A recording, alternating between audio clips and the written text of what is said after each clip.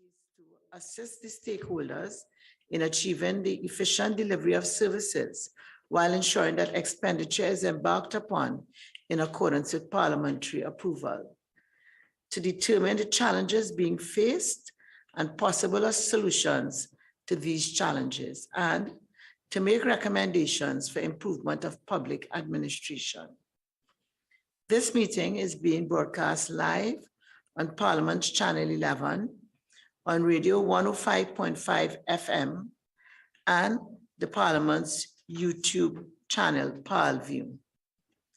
Viewers and listeners can send their comments related to today's inquiry via email parl101@ttparliament.org, via facebook.com/ttparliament, and via Twitter @ttparliament. Participants are kindly being asked to keep their microphones muted until recognized by the chair. I will therefore now invite the members of the committee to introduce themselves, and then the officers of the various departments. So could the members of the committee kindly introduce themselves?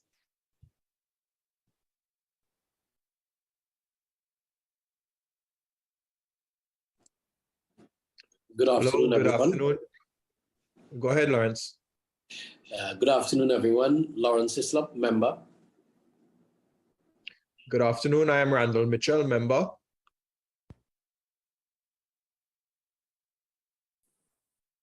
Good afternoon. I am Hassel Bacchus, member.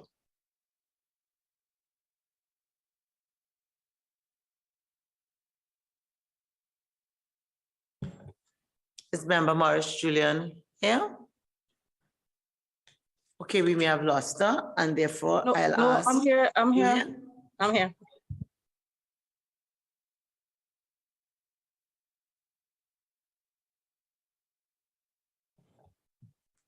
So Member Morris Julian, could you kindly introduce yourself? Good afternoon, everyone. I'm Lisa Morris Julian, member. Thank you very much.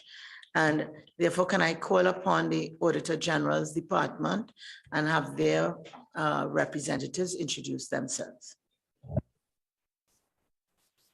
Thank you, Chair. I'm Lorelei Pujadas, Auditor General, and my members of my team will introduce themselves. Thank you. Good afternoon. I'm Jarwanti Ramdas, Deputy Auditor General.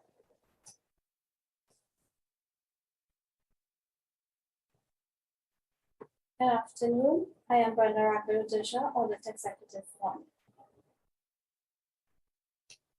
Good afternoon. Anita Mangrel, Senior Legal Officer.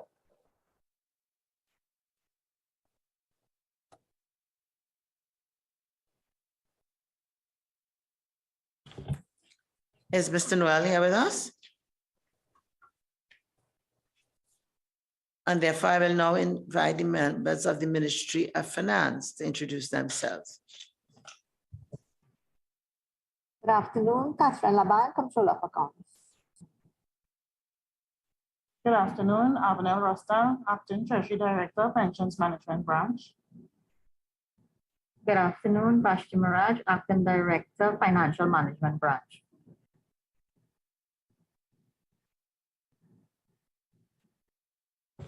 Thank you very much. Might I ask now the members, the representatives from the Personnel Department to introduce themselves? Good afternoon, Madam Chair, Commander Dindial, CPO. Good afternoon, Chair and members. Hazel Filofana, Acting Deputy CPO. Good afternoon, Chair and members. Doris Alfred, Director HR.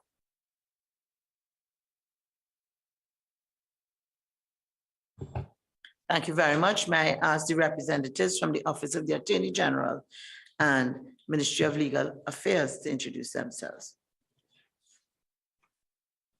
Good afternoon. I am Natasha Barrow, Permanent Secretary, Office of the Attorney General, Ministry of Legal Affairs. Good afternoon, Chair Dustin Hamilton, Acting Deputy Permanent Secretary. I thought Mr. McIntyre was going to go next. Okay, Solange D'Souza, Senior Legal Advisor, Office of the Attorney General, Ministry of Legal Affairs. Good afternoon, Chair and members. My name is Ronald Price, Senior Legal Officer. Good afternoon, Chair and members. Ian McIntyre, Chief Parliamentary Counsel. Thank you very much. And am I inviting members from the Ministry of National Security to introduce themselves? Thank you, Chair and members. I am Gary Joseph, the Acting Permanent Secretary of the Ministry of National Security. I would ask the other members of the team to introduce themselves. Good afternoon, everyone. I am Denise Phillip, Acting Deputy Permanent Secretary with responsibility for HR. Good afternoon. I am Ines Moore, Director HR. Good afternoon. I am Trisha Lakan Singh, Acting Senior Human Resource Officer.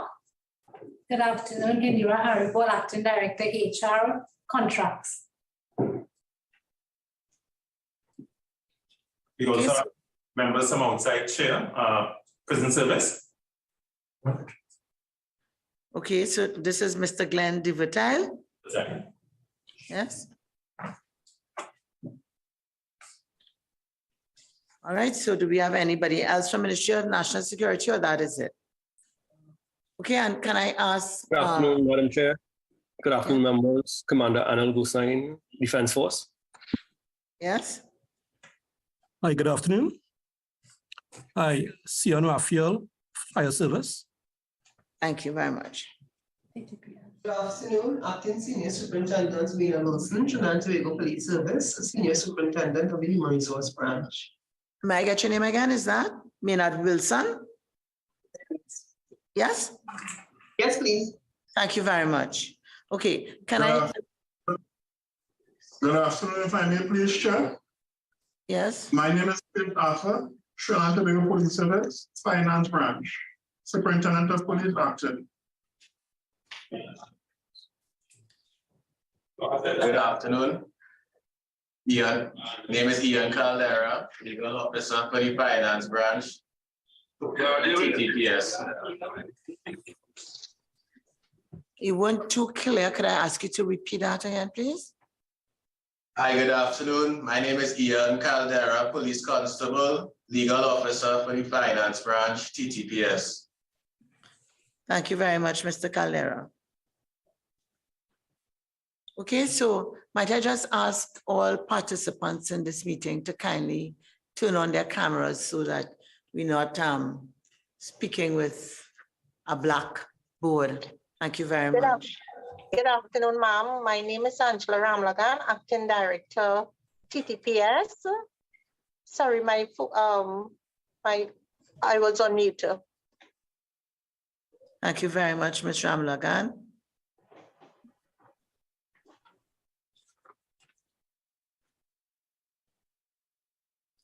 Okay, so I think we now have everyone, and therefore I will at this stage ask. There's somebody else? Yes, ma'am. Mr. Glenn DeVertile from the Trinidad and Tobago Prison Service. Prison officer too. Okay, so thank you very much, Mr. DeVertile, prison officer too. For some reason, I thought you had already introduced yourself, but I do recognize you. Thank you very much. So at this stage, might I ask each department or ministry to make an opening statement, and I will start with the Chief Personnel Officer to bring a brief opening statement with respect to this inquiry. Thank you, Madam Chair. The Personnel Department would have collaborated with other agencies to provide recommendations and to implement recommendations brought up the committee. So we are pleased to have the opportunity to provide updates and statuses on recommendations made by the committee in treating with the improvement of terms and conditions of employment and the processing of pension and leave for officers in the civil service. Thank you very much. And might I now invite the Auditor General to make a brief opening statement. Good afternoon, Chair. Thank you very much for inviting the Auditor General and our team to once again address the issues that are facing us with regard to the processing of pension payments. As did the Chief Personnel Officer indicate, there has been some collaboration with various stakeholders with a view to coming up with addressing the recommendations that were made by the PAAC. So we thank you very much, and we look forward to providing further updates as we go along. Thank you. Thank you very much, Auditor General. And might I now invite the Permanent Secretary from the Ministry of Finance. Chair, I am representing the Permanent Secretary as the main person, Controller of Accounts. So I will make the opening statements. So the Pensions Management Branch of the Treasury Division is responsible for the administration of pensions and gratuities and terminal benefits to retired public officers, as well as contract officers. We have collaborated with the other stakeholders over the past few years to ensure that there's a continuous processing of the pensions benefits.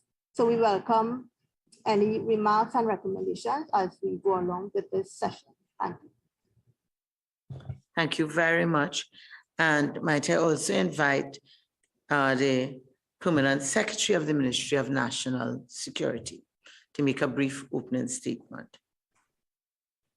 Good afternoon, Madam Chair and members of the committee, as well as to the viewing and listening public.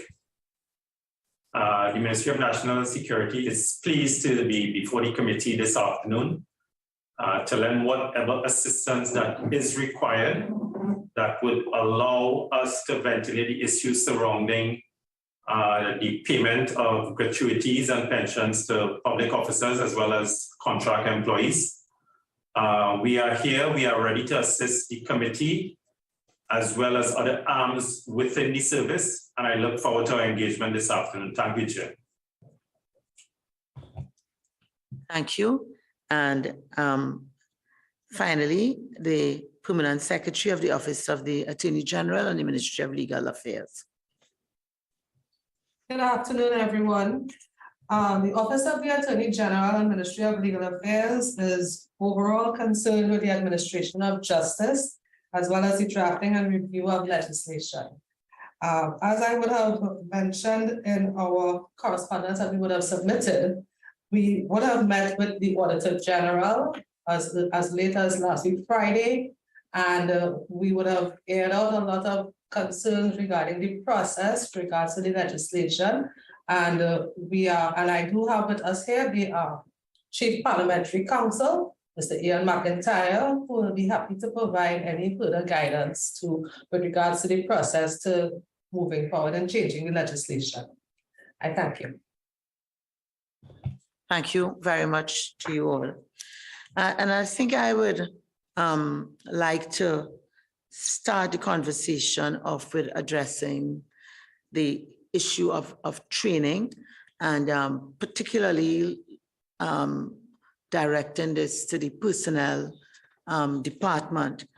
Certainly, I think the committee was happy to see in your submission of the September the 7th, 2022, that some training took place with respect to processing of pension and leave records. This was geared to all ministries. It was a long time in coming, but we are happy to see that it took place. Now, what I would like to find out in terms of this, from your report, 17 ministries and departments participated in all, I mean, if my addition is correct.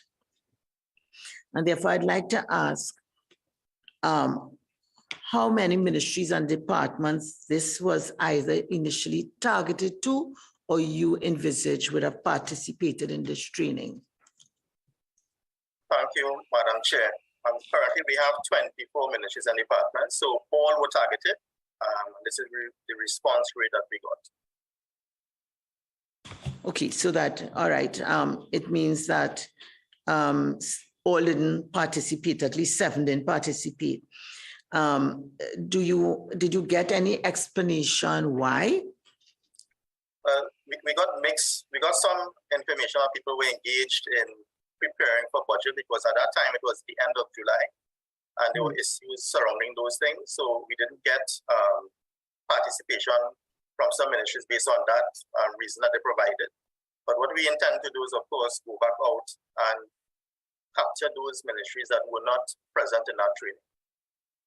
Okay, so do you have, so if I understand well, you're going to target the 7 that didn't participate. Do you have am I correct in understanding that? We are going to target those, Chair, but we also want to expand as well for all the ministries because there may be new people there who may have assumed duties to discharge responsibilities on issues of pension and leave. Okay, so all right, so I think because when we look at your actual evaluation, it seems clear that there is a high demand for further training and continuous training by the respondents who have taken the time to fill out your evaluation form, so that it is really comforting to hear that you intend to do further training. Are you in a position at this stage to let us know when your next module of training will be rolled out? Sure, Madam Chair. We're looking at the first quarter in the next year, so January. So January 2023. Yes, sure. Okay, thank you. And looking at the evaluation of the workshop, it appears you said that 58 of the 158 attendees completed the evaluation form, and therefore that will be like about 36% of your participants. And therefore I wanted to know, with that kind of percentage, if you felt that you were in a position to rank the success of your training at all. I mean, it's statistics, Chair. I mean, we were comforted that those who did respond and the responses that they did provide allowed us to have a good sense that the training was successful for those who did in fact respond. Of course, we would have hoped that more persons would have participated in the evaluation questionnaire. That did not occur. What we intend to do on the next occasion is to alert all participants of the requirement, the mandatory requirement to participate and fill out the evaluation questionnaire, so we'll have a truer sense of the full grouping perspectives on the training that we will conduct.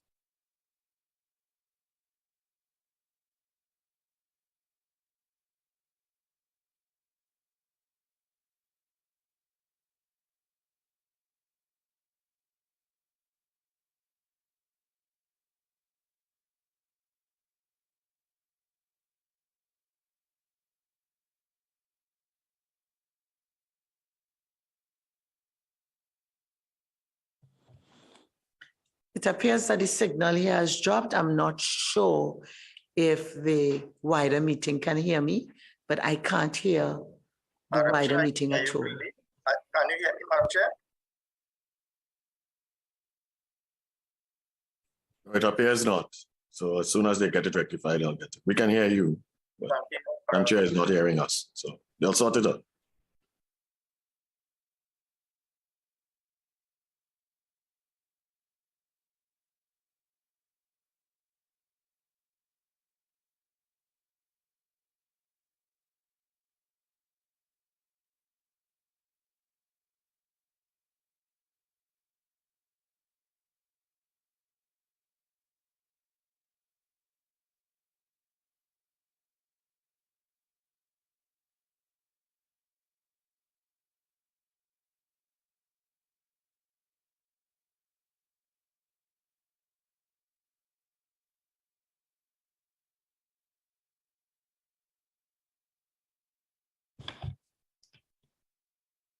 Can you all hear me now? Yes, Madam Chair. Yes. Okay, I'm so sorry. My apologies. I completely lost signal and audio, so that I don't know if the CPO, if you need me to repeat the question. No, Yes. I will repeat the response, Madam Chair, for you. Thank you very much. Yeah, so we noted that only 58% out of the 158, as you indicated, 37% responded to the questionnaire.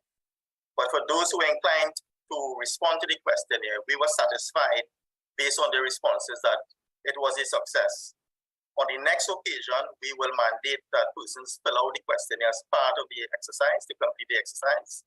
So we'll have a better sense of what is the true representation of all participants. So that is what we hope to do, to present on the next occasion and opportunities provided to us. Okay, so thank you very much.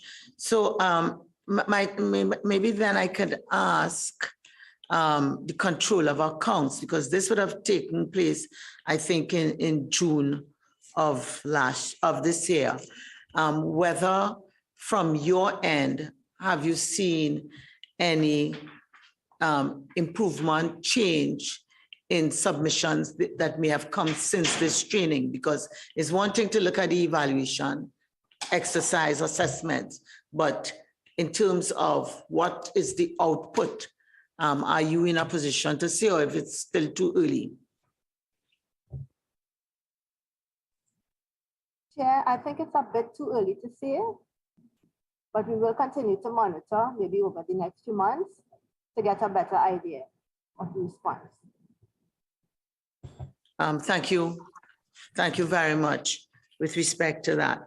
So in terms of monitoring the pension and leave records, as you see, precisely what is done so that we get an idea of what is involved in what you call this monitoring?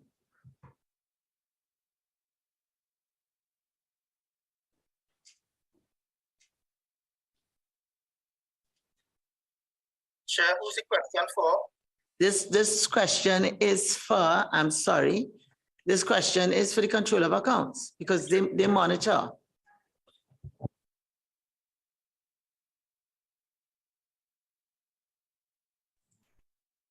Chair, well, we do receive the pension and leave records. However, one of the measures we had instituted was really to for the ministry to submit returns on whether they have been processing their pension and leave records on time and submitting to controller. However, there has been a delay. We have not been seeing the returns as we had expected, right? So if I understand, well, firstly, you say it's a bit too early to assess, but the major tool then you have for monitoring, if I understand well, is the returns. And you're saying that you still find that there's a delay. Yeah. Okay. So apart from the returns in monitoring, is there any other way you can assess how this training has worked out? Because if I understand well, it means that there hasn't been an improvement. One of the ways we do look at as well is to see how much the payment of pensions have improved on a timely basis. And we have been seeing over the months, even maybe over this year, an improvement in the timeliness of the payment of pensions for 2022.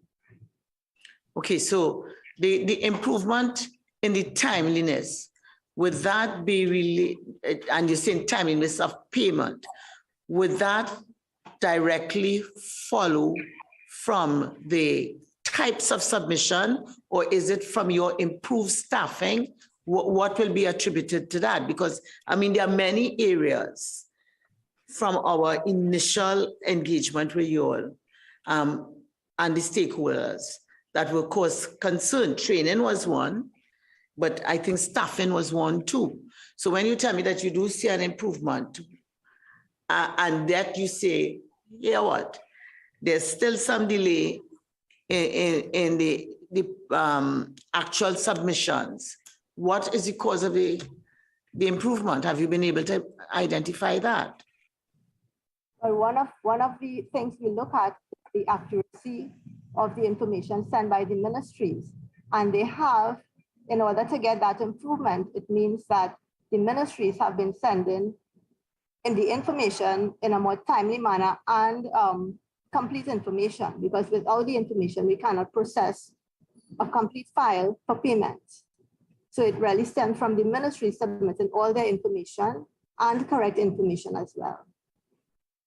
Thank you very much. So I guess we could expect that with continuous training, that we would see some overall improvement in the whole system for delivery. So what I want to ask, Controller, is that when you say that could you give us some sort of actual details with respect to the improvement in the timeliness, so that if there were a delay of however long in the year, whatever, you've now seen on average what kind of shortened delay, that sort of thing. If you could give us some sort of statistical information for us to come to the same conclusion as you. Yeah, I will have to ask that I'll give you that statistical information on another date, but I can say that from the approvals that we have been sending to PS, we have been seeing that for this for 2022 financial year, we have been seeing pensions being paid for persons who have retired this year. For pensions are being paid for those persons. So that is in terms of the improvement, but we are currently on collating the information to get a more accurate idea of the percentage paid on time. All right, thank you very much. And I have one more question for the Chief Personnel Officer that maybe he could help us. In your submission of the September 7, 2022, you ended with a statement that training is only one component in the suite of activities required to make a positive impact on the timely processing of retirement benefits for public officers. Okay, so in terms of the benefiting this whole process, could you expand a bit on this and give us some examples of what other activities you think will impact the improvement of this process? Thank you, Chair. And Chair, if you permit me, just before I respond to that, to add for clarity on the response of the Comptroller of Accounts, information I think might be important relating to your previous question. So the Personnel Department is also charged with the responsibility to provide advice on incremental matters to ministries and departments. We have actually seen a reduction in requests coming from ministries and departments asking for advice on incremental matters. So that's one indicator for us that something seems to be going in the right direction. The other thing I want to point out is that we would have submitted to all ministries and departments a comprehensive circular collating issues concerning increments, and that was issued since December 2019. Of course, right thereafter was the pandemic and so on. So that circular provided a lot of clarity on issues that we normally would have received for advice from ministries and departments. So in my respectful view, that circular, in addition to the training, would have supported the outcome that we have now, which is a reduction in requests coming from ministries and departments to determine increments. However, I have to also share that we have approximately 140 incremental matters before us at this point in time. And at least 30% of those incremental matters are persons who will be retiring shortly. So we have to put priority on those because it will impact persons' pension payments and so on. So there is a reduction in matters coming to us in terms of increments. The circular and the training, in my view, would have helped that. But we still have a backlog that we have to pay attention to. And I have to direct that our priorities be placed on those officers who will be retiring soon, as opposed to those who are looking for an increment and they have time to serve. Can I ask you one other question on that? Are you seeing a sort of trend with respect to those that are requiring or given some sort of issue? Is there a sort of trend that one could zero in and therefore maybe target the training or further questionnaires or frequently answered questions, memos too? Thank you, Chair. We would have seen trends relating to a circular that we would have issued called Circular 4 of 2004. So the recent circular that we sent out in 2019 attempted to clarify some of the misunderstandings and misinterpretations of that circular. That was one of the circulars we felt was problematic for public officers to understand.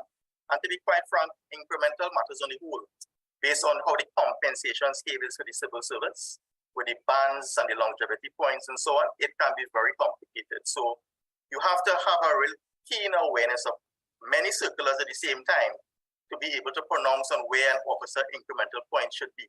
So it is not a simplistic exercise at times. It does require a lot of thinking, and even when the CPO has to review them, I will concede, Chair, sometimes it gives me headaches because we have to go back to all of these circulars. So there is a recommendation that we hope will address all of these issues in the future, and that is to say a revised compensation and classification plan for the civil service, and not the one that we have now that is not modern, it is quite outdated. So we're hopeful that if we do complete the job evaluation exercise for the civil service, that we'll have a new compensation and classification plan that would limit some of the challenges we're having now in the treatment of increments. In other words, we'll simplify the process, have a separate type of plan, and we will avoid some of the administrative challenges and burdens placed on ministries and departments to rectify the issues.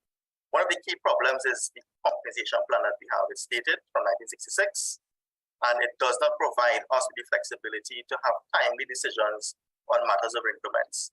So the teams, to go back to the question, in our view, really came out of challenges in the interpretation of various circulars, because you have to use sometimes 2 and 3 circulars at the same time to determine where it should be. It is a complex and sometimes convoluted exercise to determine where a person's increment should be.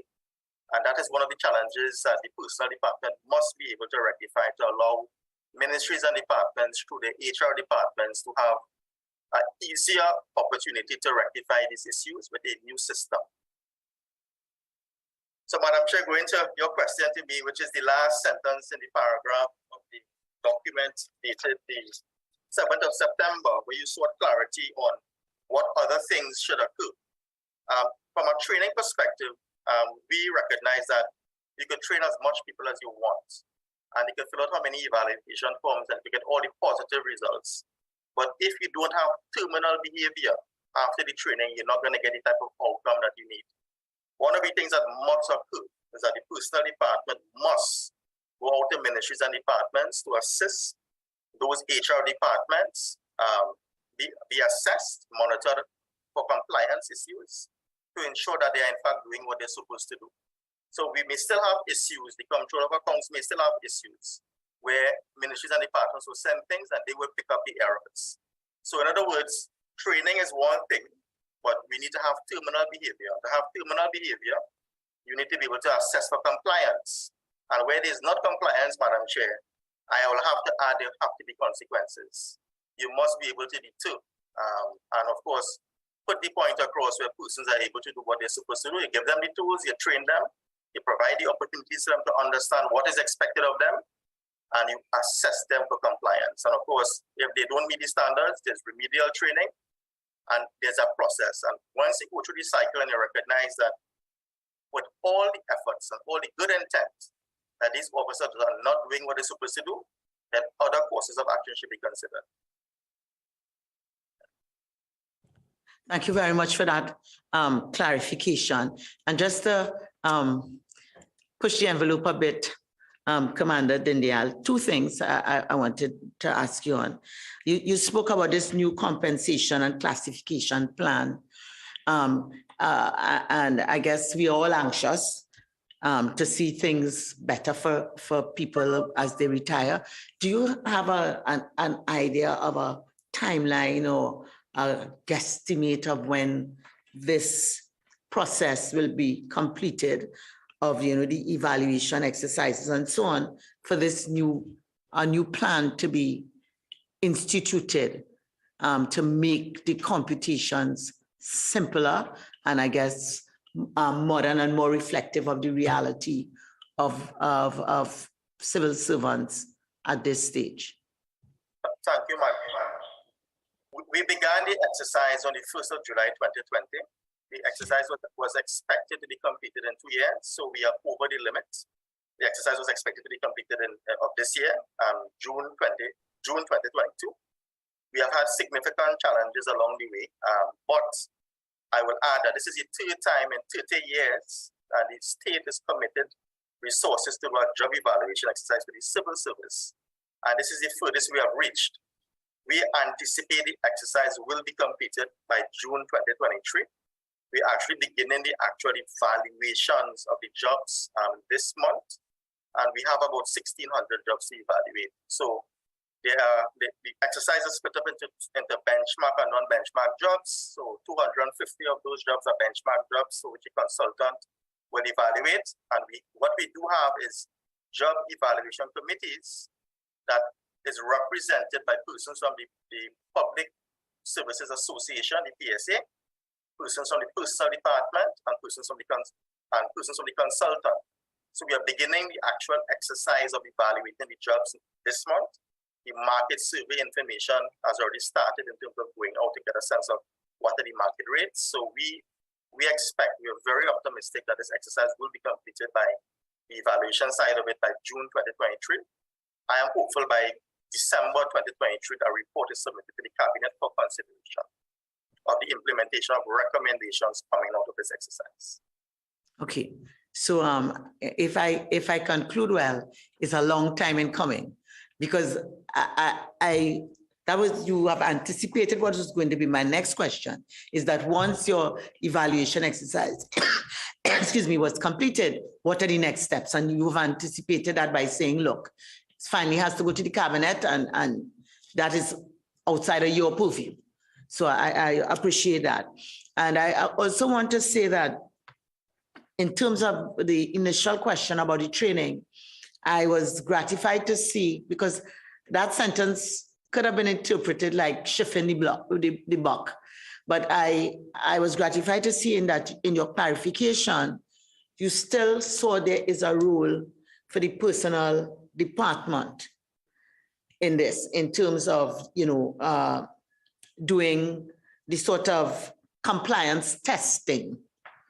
Okay, not just monitoring, but going in there and seeing whether people have complied with all the learning and the tools available to them.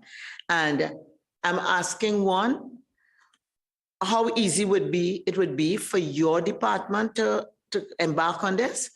What hindrances that you see that may occur, or challenges in having to do the compliance assessments? Thank you, Chair. One of the things that we must do, we are actually in a process right now with the Ministry of Public Administration. It's Public Management Consultancy Division, PMCD. We are restructuring the Personnel Department. One of the recommendations I have asked, well, one of the things I've asked PMCD to consider, and it will form a part of the recommendations I'm advised, I've asked for a monitoring and compliance division to be created for the Personnel Department, whose sole responsibility will be going out to ministries and departments on a continuous basis, not just to assess issues of pension and leave, but all matters that we have devolved to permanent secretaries. Because there's a requirement for the state to have, through the Office of the CPU, a sense of what is occurring with powers that have been devolved from the Personnel Department to all PSNs, to ensure that there is compliance, because there is at times a misunderstanding, a misapplication of how one ministry will do something as opposed to another. That is not in compliance. So we intend to have this structure provide that support for what we have to do. Of course, the structure has to be filled, Madam Chair. And currently we have 66% of vacancies, but I'm pleased to advise that the cabinet did provide some relief to the Office of the CPU in 2020. We got some additional contract positions, specialist positions in 2020, 10 of them. And the DPA, or the Service Commissions Department, and the Personnel Department has been speaking and communicating frequently, and we have gotten the approval from them to also lead a recruitment exercise to fill our technical positions in 2023. Recently, I would add, Madam Chair, we conducted some interviews at the Service Commission to fill senior positions in the Personnel Department. Unfortunately, we will not get the type of output that we would have expected because it was an old ad that we were treating with, one that was 6 years ago. So we have to go back out. The DPA has provided a commitment to us to allow us, with their support, to do the interviews and to shortlist, and of course, the interviewing process to fill those vacancies. So we are expecting by the end of 2023 to have a new division called the Monitoring and Compliance Division that will be staffed primarily in the interim with contract individuals, and then to be filled with permanent and pensionable positions to do this work on a continuous basis. Of course, the other thing we intend to do is publish reports by ministries and departments for compliance. Which ministry is performing better than the next? And of course, that is going to feed into information to the Ministry of Public Admin, Public Services Academy, to identify areas that we need to collaborate to train ministries and departments. We must take a more proactive approach, and that is the approach that we undertake today. Okay, so thank you very much, CPO. And while I hear you with all of this, I couldn't help but hearing that compliance will be not just pensions, it will be all broader issues. And therefore, we put in a plug that pensions doesn't get lost in all of because in everything there's going to be a hierarchy. We don't expect that it's utopia that you will ever have all the resources, but that pension and leave, doesn't fall to the bottom of the ladder. Okay, so I thank you. So at this stage, I just want to ask any member of the committee who at this stage would maybe want to deal with the issue of training and the submission of the personnel department to ask any questions they may have now so that we could complete this area of focus and maybe move on.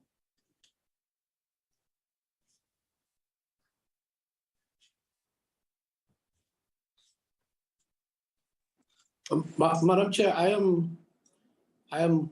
Oh, this is Member Hipslop? Yes. Yes, comfortable to an extent with regards to the training that you spoke to Commander Dindier about. But I want to find out whether ministries, divisions, agencies are really taking responsibility for the training, or is it that the ministries and all these other agencies are waiting on whether it is the personnel department to come in to do the training, or are the ministries taking responsibility for their training?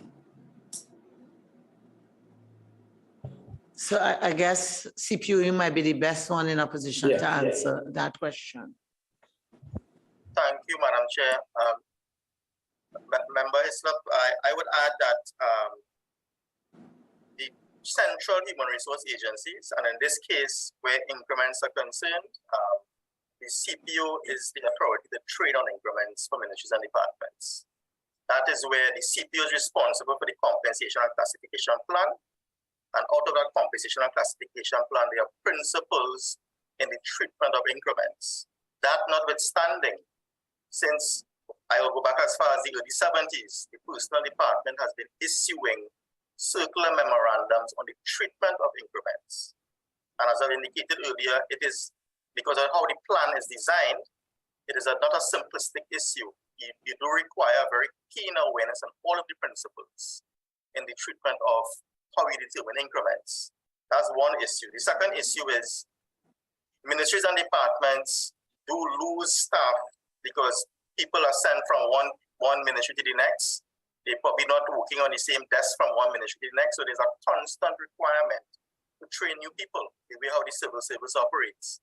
So one moment you will have competent and qualified cadre of individuals who might take up an acting elsewhere, and you will have other persons you will have to train and develop. So my perspective is that training should be continuous and should be available. We have to also use the technology to have, one of the things we want to do is to have videos on the treatment of increments. So anyone could go and use the resources and to see clarity that they may need, but of course to have periodic training, face-to-face training, virtual training as the case may be, to provide face-to-face or virtual responses on questions they may have. Added to the issue of what we're going to treat with compliance means that persons will have to pay, I will say it this way, more diligence in what they're treating. In other words, even if I make an error, somebody else will pick it up. That kind of mindset has to change, because the controller of accounts, when they receive it, they will not accept any errors. They will send it back and ask for information because there are cost implications. So the mindset of simply, well, I think it might be this point or not that point, I will send it through still, that mindset has to change. And as an issue of culture, so I'm hopeful that the evaluation of issues pertaining to compliance, provides an impetus for ministries and departments to allow themselves to be more diligent in applying the application of the treatment of increments. So training does have a role to play, and I think it's critically important that we understand that even if you train Department X today, in 2 or 3 months, Department X might need to be retrained for persons move on. Okay, so thank you very much. So in terms of the training, I know you said that you're hoping CPO to do a next batch of training very early in 2020. Do you have a annual training schedule? I mean, I think that's one of the things that in the recommendations that was suggested, an actual training schedule for each year. So if there is for 2023, if that could be shared with us, if it's not yet developed for 2023, we will then, give you a date by which that could be shared with us.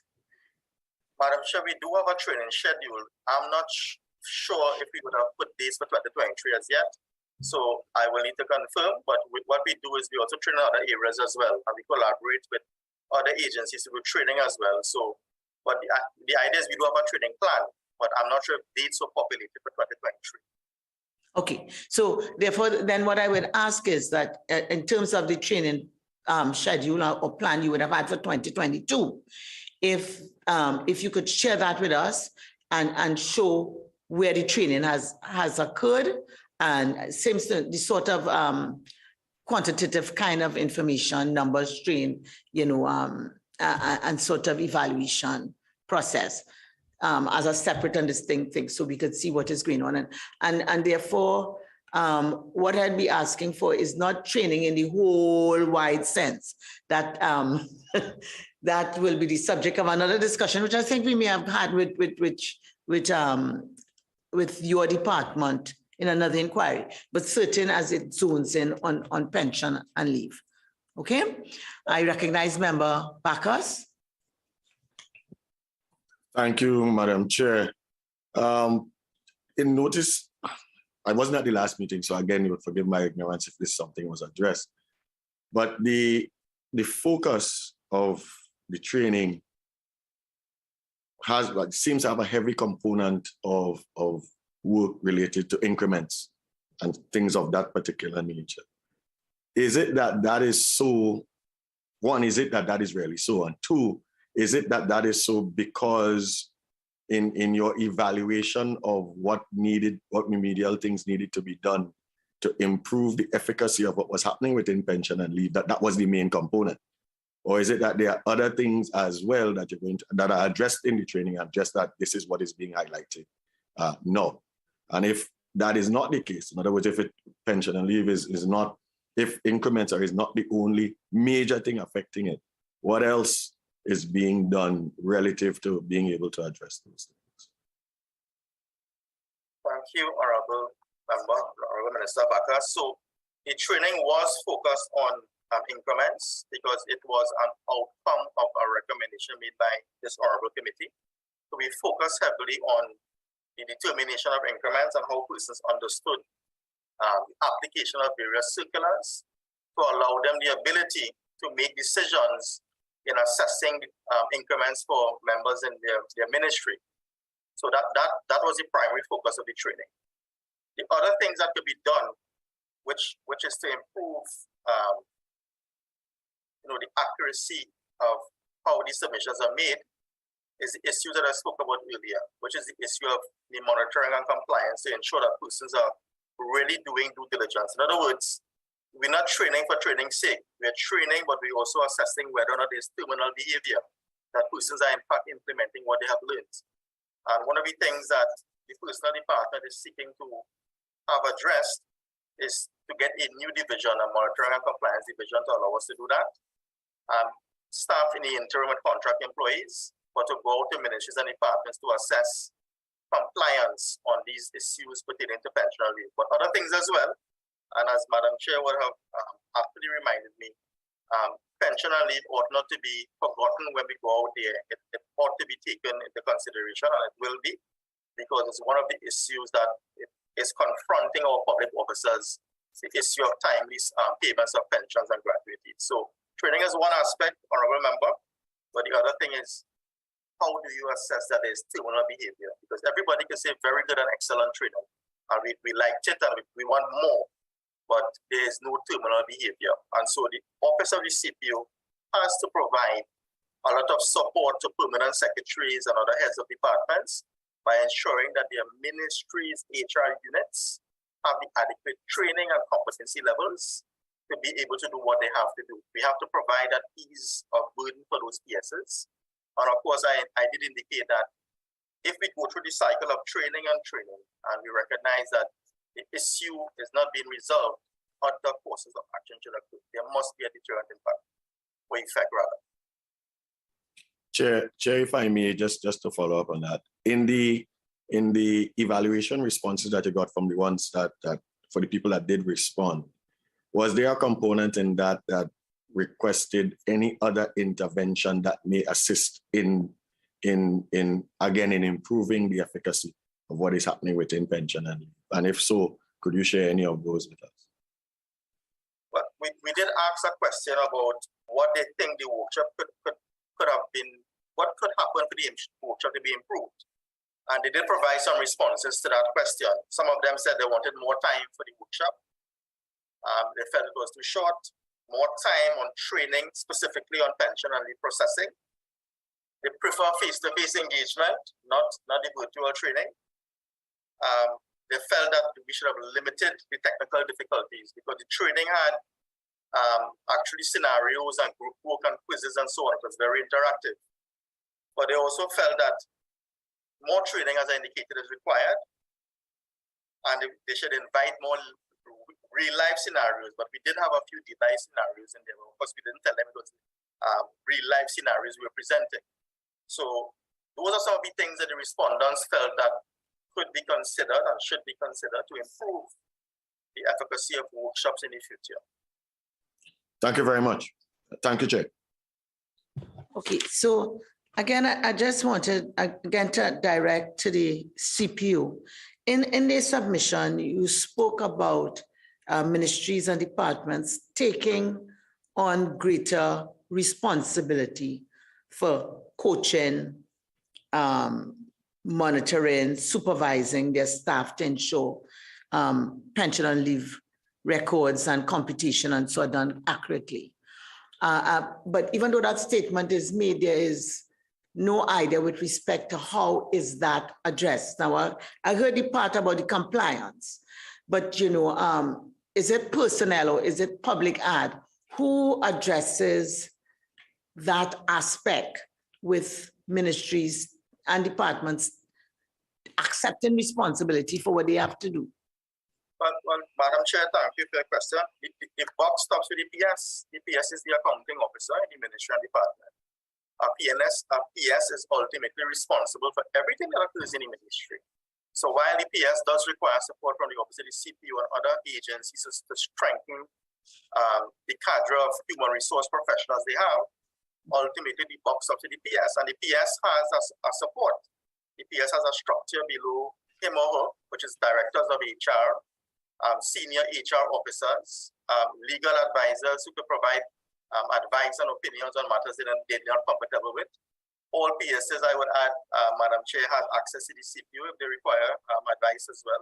So, but the box stops with the PS initially. The PS is responsible for the administration of all matters that occur in a ministerial department. Okay, so thank you. Thank you for that. I just want to ask one or two other things that just for an update from your perspective. And this is really with respect to the staffing issues. I heard you say that there was some relief that you all were able to advertise and hire some people, but particularly with respect to the issues that we had treated with recently, previously when you all spoke about there being the need to recruit 2 human resource specialists and that sort of thing. Has there been any sort of progress in terms of recruiting the human resource advisor 1 position in filling the senior human resource specialist positions? I know it was, you all had explained that it was affected by the policy freeze on in the public service of not hiring people for a year. Have you got relief in respect to those specific posts that you all had identified where you had a critical shortage? Thank you, Madam Chair. We got relief, but not for those positions because of the position that was undertaken. The cabinet, in considering the challenges that the Office of the CP was confronted with, did grant us the approval and the creation of 10 positions, all we have filled. So, for their contract. So we have not treated with the recruitment of the HREs as yet. The Service Commissions Department is going to begin that process soon with our support. So we did get some relief in terms of human resource capacity coming into the department in the form of contract human resource specialists to support the work of the personal department. So that's at the lower level. In terms of the senior HRA level, we completed interviews, I think it's in September of this year for those positions. We got a very low, I would say 25% of a very small group of persons, small group was successful. So the DPA has agreed for us to re-advertise along with re-advertising the HRA trees and the ones for us to be able to recruit to fill those positions. But we did get some relief. The cabinet made a decision that allowed us to recruit some persons on contract to help hold the work that we have to do at this point in time. And has there, based on that relief, has there been an improvement in your service delivery? If so, how do you assess that there has been? It's difficult, Madam Chair, to outrightly say there has been an improvement because, quite frankly, in the last year, because we have been engaged so much in so many other things, at the same time. For instance, I would add that we are doing 2 and 3 job evaluation exercises simultaneously, and also treating with public sector negotiations. Also dealing with, CP also treats with matters before the Salaries Review Commission, and we have those things happening there as well. In addition to submissions to the Human Resource Advisory Committee, and it's the same staff. So the same staff that will do operational work for ministries and departments are called, depending on the division that they reside, to support all those other things happening simultaneously. So I will add that perhaps there's improvement on dealing with matters under the SRC. There's improvement in some element of contract terms and conditions, and ministerial committee work. But barring that, it is difficult to assess that we have improved significantly operational advice to ministries and departments.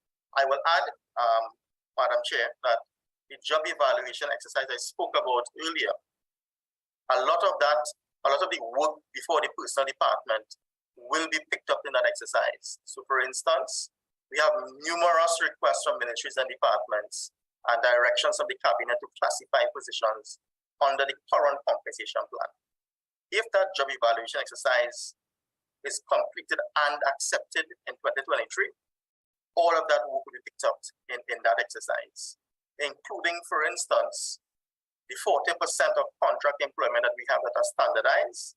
All of that will be permanent and pensionable positions. It means to say that the focus on that job evaluation exercise will allow the personal department an opportunity to rectify and complete a lot of outstanding work that we have from ministries and departments. Okay, thank you very much. And the last area I wanted to find out is this. You had spoken about a note for revised guidelines for contract employment. That final note and national policy document should have been submitted in March 2022. So I just want to know whether that was done and what is the status of that? Thank you, Madam Chair. The status, the document, I would say, is 98% completed. It has gone through several rounds of consultation. It was presented at the PS board, the HR forum, the DPS forum. It was sent out for comments. We received comments from the Ministry of Labor, Ministry of Public Admin. Last week, I was able to receive the last set of feedback from the Ministry of Public Admin. Minister West has taken, as she always does, a leadership role in this exercise. And there are some areas that require rephrasing or clarity. That submission, our response to those queries will be submitted on Friday. I do anticipate, Madam Chair, that the document will be completed by the end of November and subject to Minister's decision, be sent to Cabinet either in December of this year or January 2023. I will add that the document has revised several of the clauses that exist right now, including recruitment, vacation leave, terminal leave, issues pertaining to leave of absence and maternity leave as well. So there are new areas we have included in the document. And so the document is actually called a National Policy for Contract Employment. So it would also encompass other guidelines or policy position the state would have adopted for other categories of contract employment under the state. For example, issues pertaining to personal staff of cabinet ministers and non-cabinet ministers and parliamentary secretaries will be included, including foreign service personnel and non-current diplomats and attaches. We'll have those things in there as well. And for contract employees, we're actually putting in a code of conduct and a disciplinary process to deal with some of the issues that ministries and departments are confronted with. So the document has taken on a very broad approach. It encompasses all the things, and I would say under the sun, that contract management should consider, and all of the policy positions will now be found in this singular document. So it took some time to go through because we did not believe that we should have just addressed one issue. We actually reviewed the clauses. We would have looked at judgments coming out of the industrial court pertaining to what they deem to be unfair industrial relation practices. We made adjustments to policy positions in the document. So it's an all-encompassing, very comprehensive document that any practitioner in any ministry department can have access to with all of the policy positions impacting contract employees. So I'm hopeful, Madam Chair, by the end of the year, the document is finalized. And with the approval of Honorable Minister West, it could be submitted to the Cabinet either this year or very early next year for consideration. Okay, so thank you. So even though 18 months late, you're very hopeful that you're near the end. And therefore, in our recommendations, we'll most probably ask you for a status update by, January, February 2023, so that we are ensured that this national policy for contract employment is being progressed. And therefore, just to widen the conversation a bit, I would like to move on and focus on the Auditor General, the Ministry of, the Office of the Attorney General and the Ministry of Legal Affairs, and really on the issue of the legislative and regulatory amendments that need to be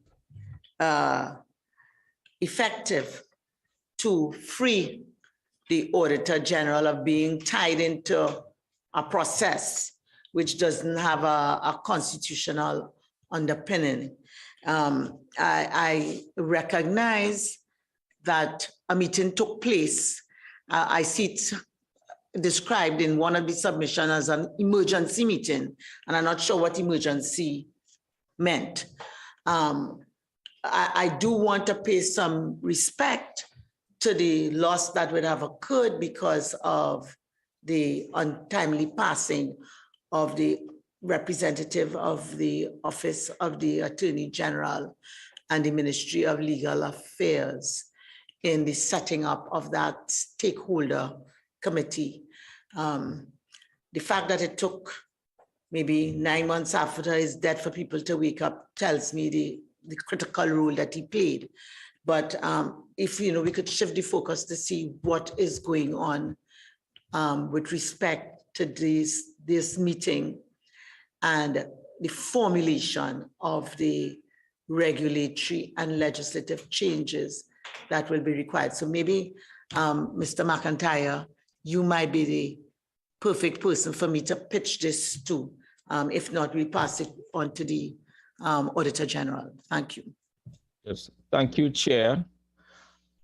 At our meeting last week, Friday, it was agreed that the Auditor General would draft the requisite note for Cabinet for the amendments to take place to there are a number of regulations that need to be amended to remove the reference to the Auditor General.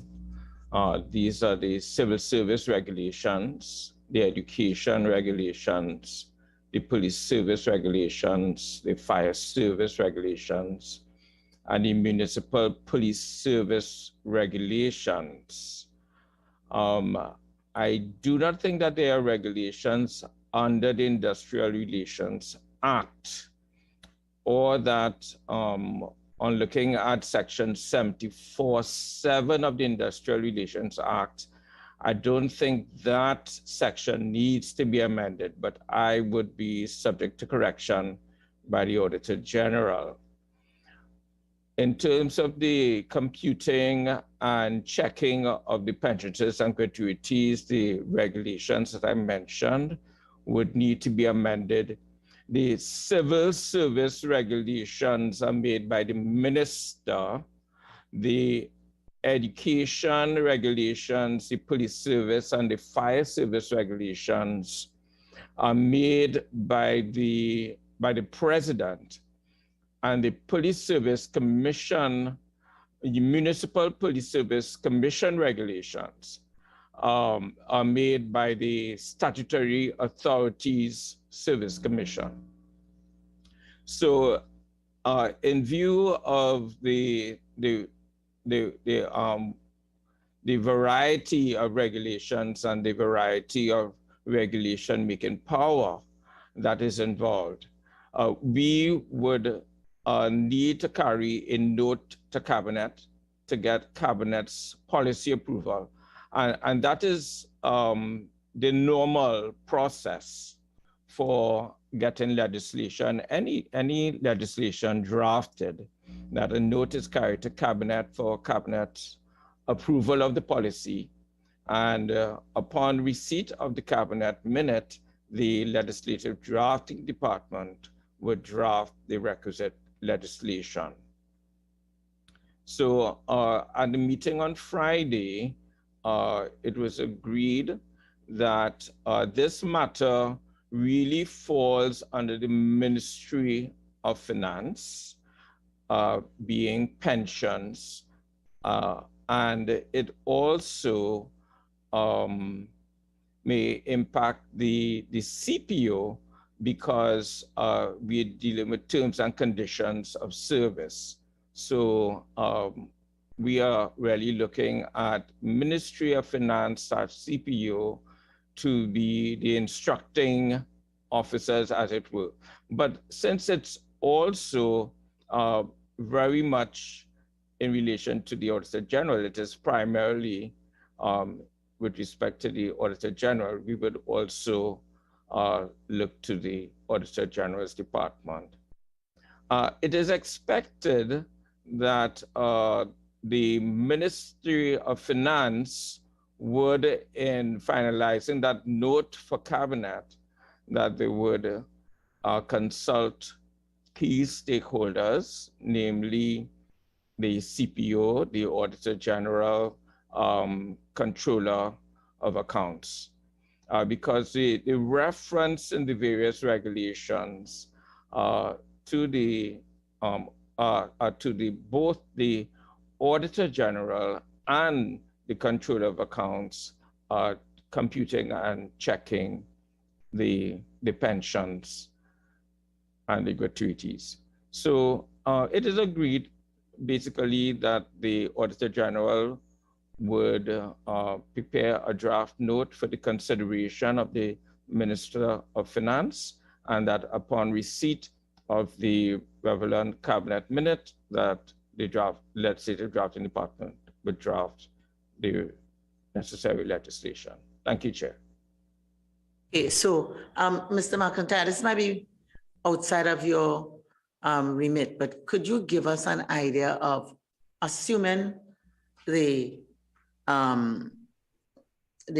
minute is obtained from the cabinet and so on, what kind of time frame for these regulations to become effective? Are these regulations that are subject to negative or affirmative resolutions? Yes, Chair. The police service regulations are subject to affirmative resolution. All the other regulations are made by the regulation making authority on the legislation without any resolution of Parliament. In light of the number of pieces of legislation, a decision may be taken to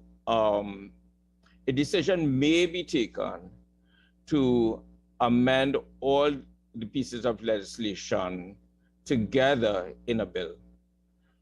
Even though we are amending regulations, it is possible for the government to decide to bring all the amendments together in a bill so that they are passed and they all come into effect immediately upon and simultaneously upon being assented to.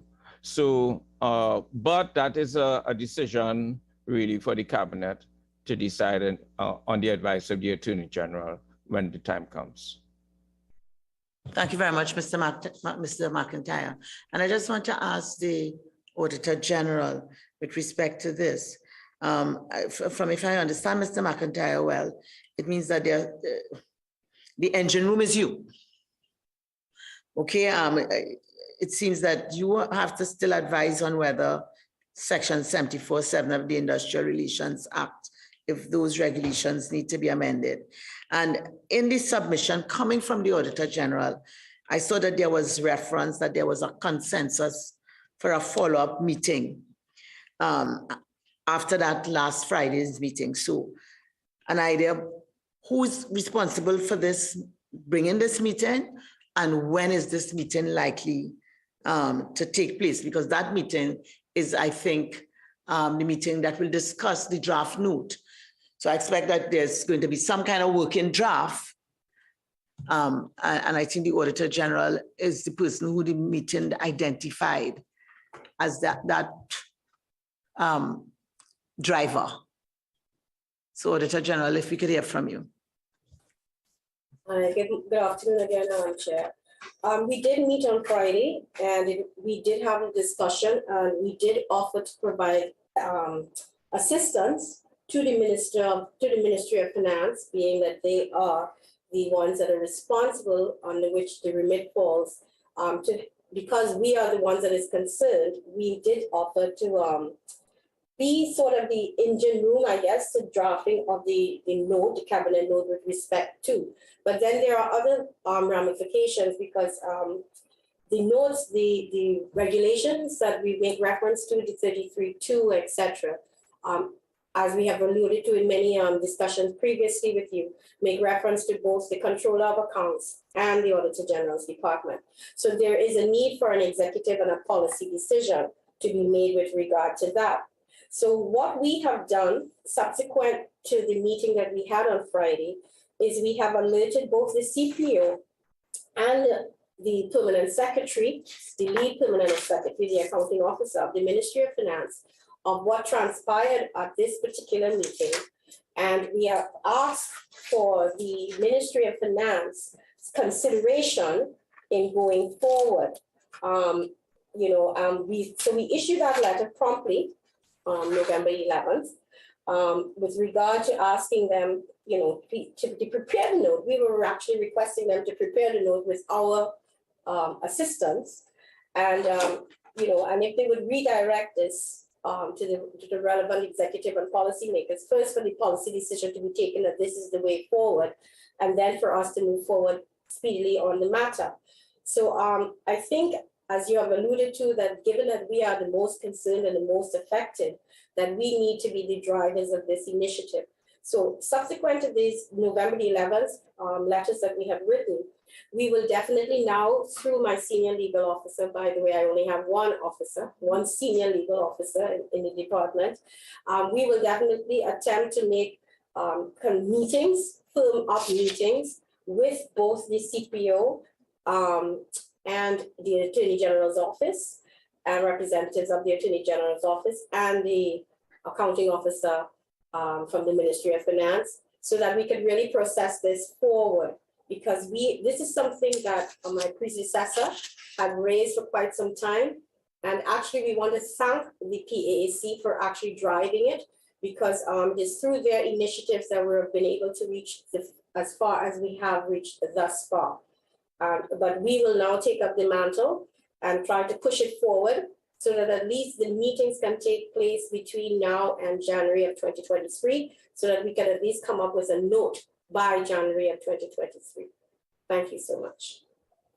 Thank you so much, Auditor General. And, in listening to you, I was minded to think that maybe we may have to have another follow-up meeting January the 5th. I don't know if that's a working day, 2023, to ensure that the meeting takes place, if I look at what has happened on the last occasion.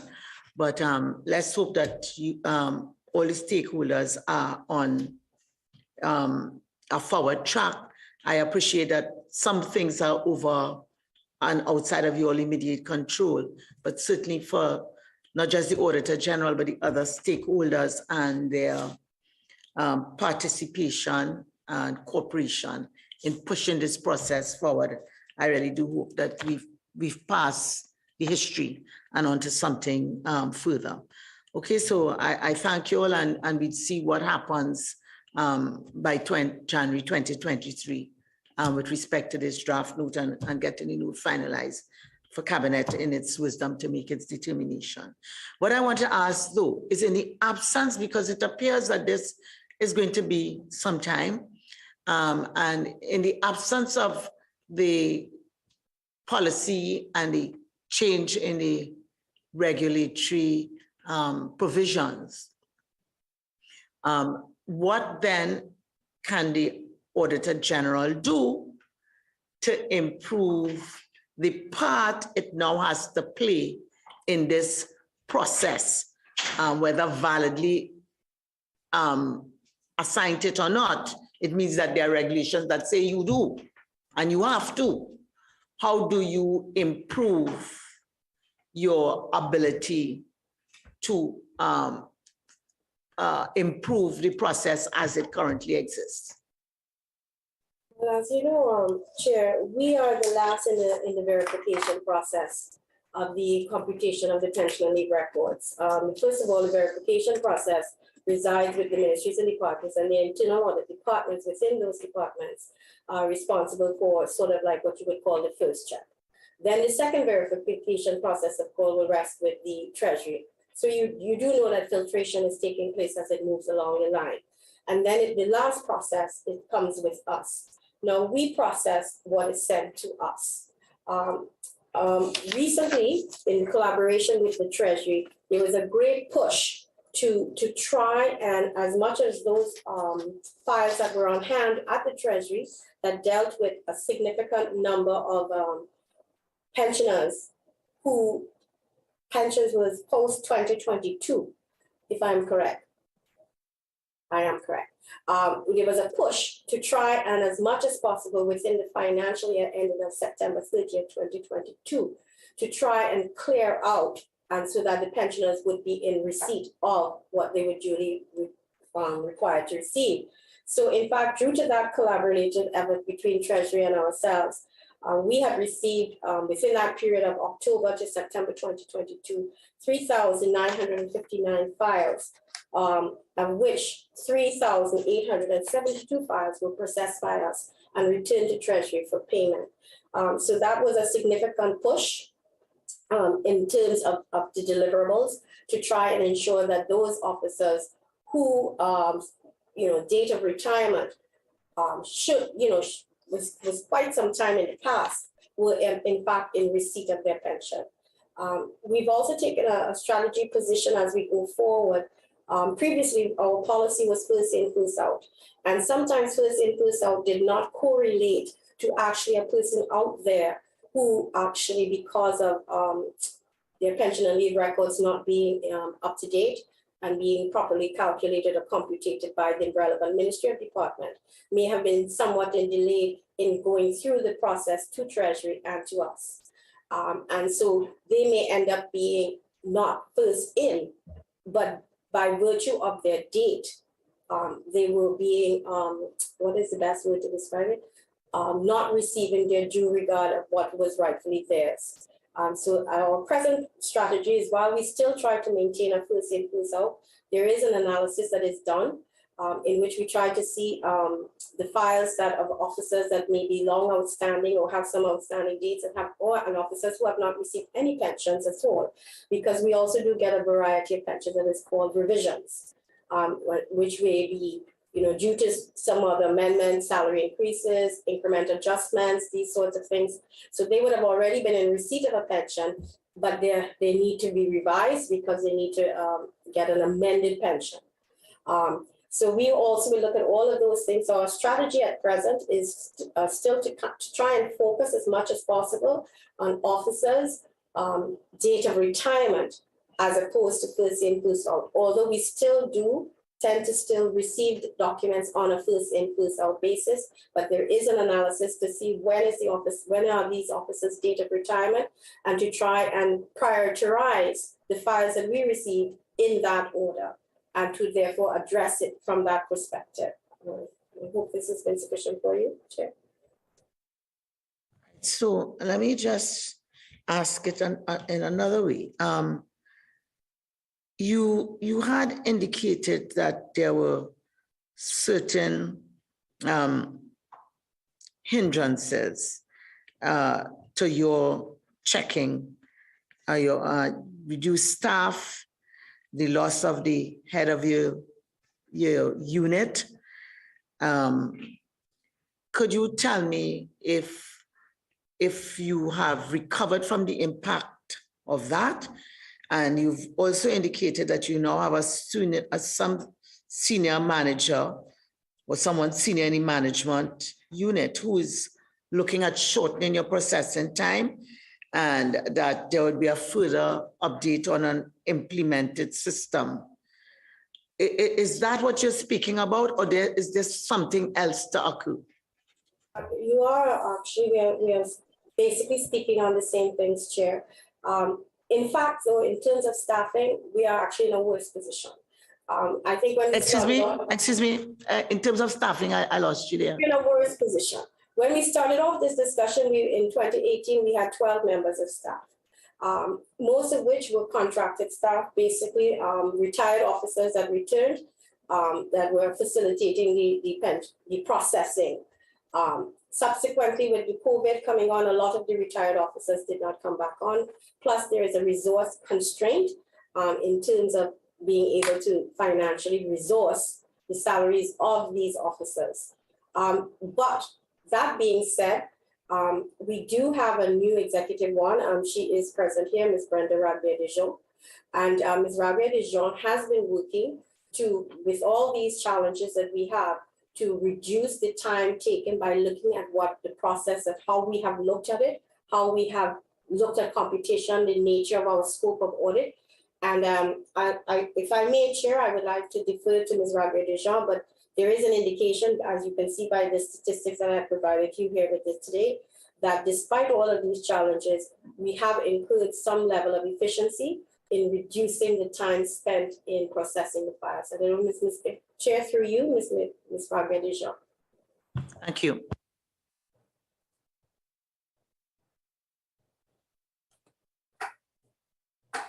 Good afternoon. In terms of files that we receive,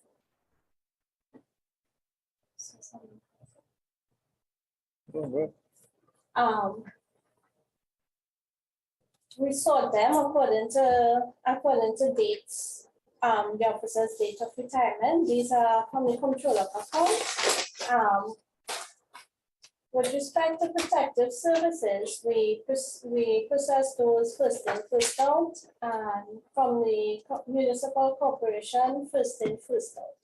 The majority of files we got are from the controller of accounts, and mainly the monthly files, which comprise of statutory bodies and revise.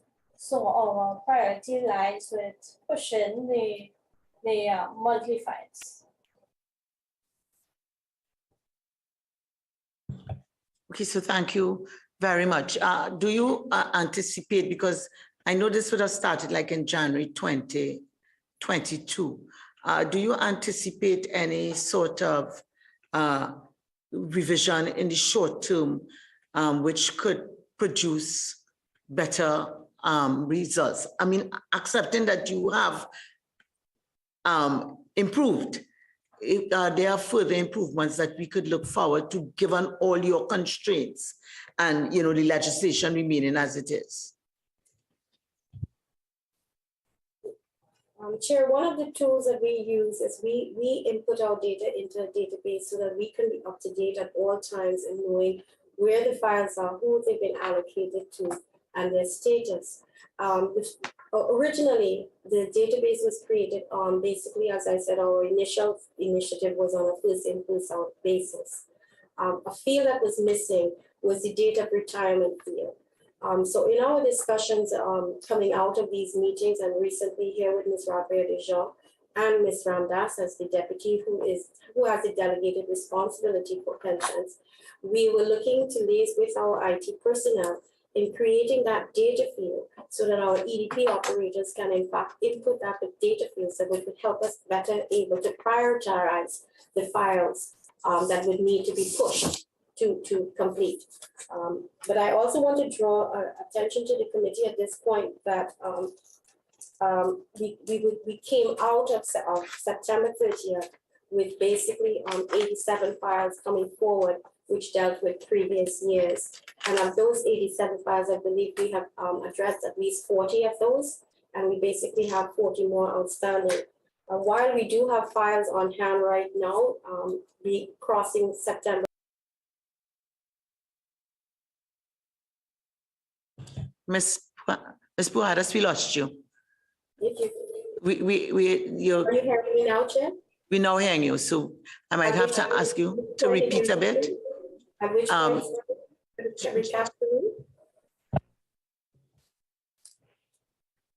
Can you try again?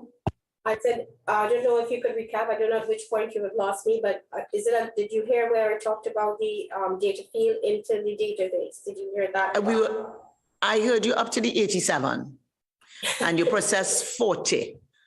Yeah, 40 brought forward files we processed. So we have an outstanding amount of about 47 that relates to previous years outside of 2022, and we are working on those diligently.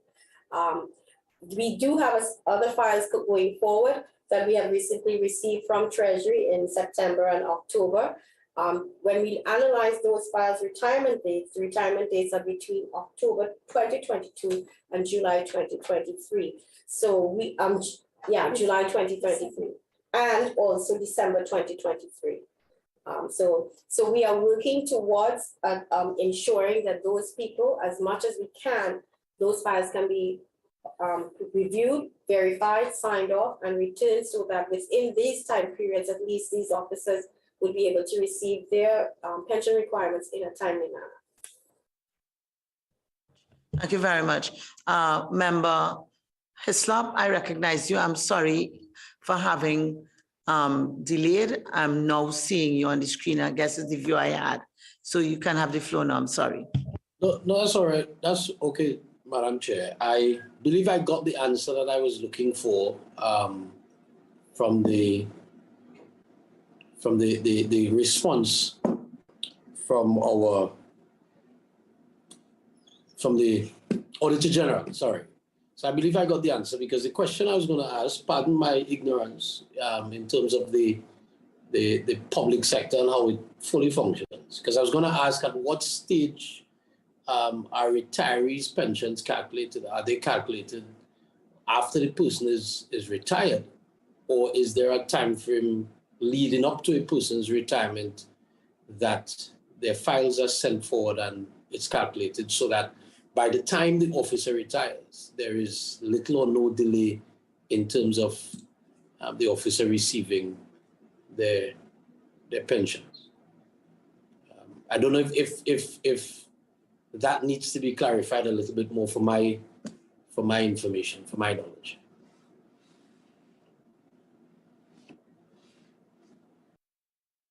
Auditor General. Chair, as we have indicated previously in previous sessions, we are the last in the wheel of verification process. The process starts with the Ministry of the Ministries and Departments, and ultimately the Treasury has taken responsibility going forward, and they have, in fact, over the years issued a number of circulars. I think starting from 2017, and I think just most recently there was one June 2022, which provides that ministries and departments take a proactive approach in dealing with the pension and leave records. They've even provided guidance on to how the pension and leave records are supposed to be done. I think the June 2022 one, they sought to standardize some of the discrepancies that used to occur by ministries and departments having different information in the pension and leave records. So they have sought to standardize that, so that they issued that circular in June of 2022. All of this with a view to ensuring that officers who are due to retire, pension and leave records are done in advance, long in advance of when they are due. I think at some point in the previous sessions, I think the Controller of Accounts spoke about the various returns that needed to be submitted. Part of the information of the returns is blocking when officers are due to retire and ensuring that ministries and departments submit the pension and leave records with regard to that. And so that there's a kind of forced planning by ministries and departments in terms of retirement and pensions for officers therein.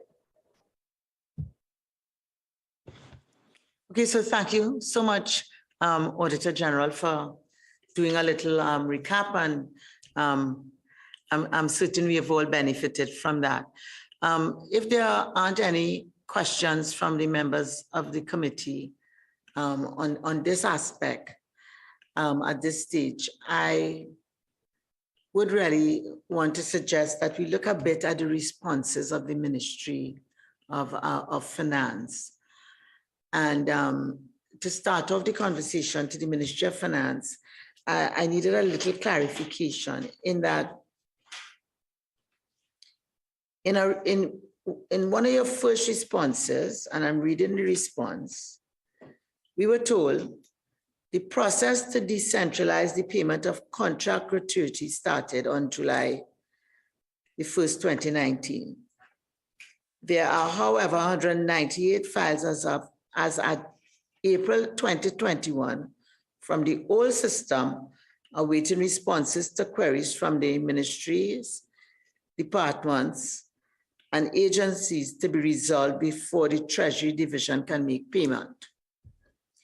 Then in the response of January 17th, 2022, I am seeing an outstanding balance of 258 records. So I'm not sure if we're talking about different things. I'm not sure if the number has moved from 198 to 258, and if so, how? So maybe Ms. Laban, you could help allay some of my confusion.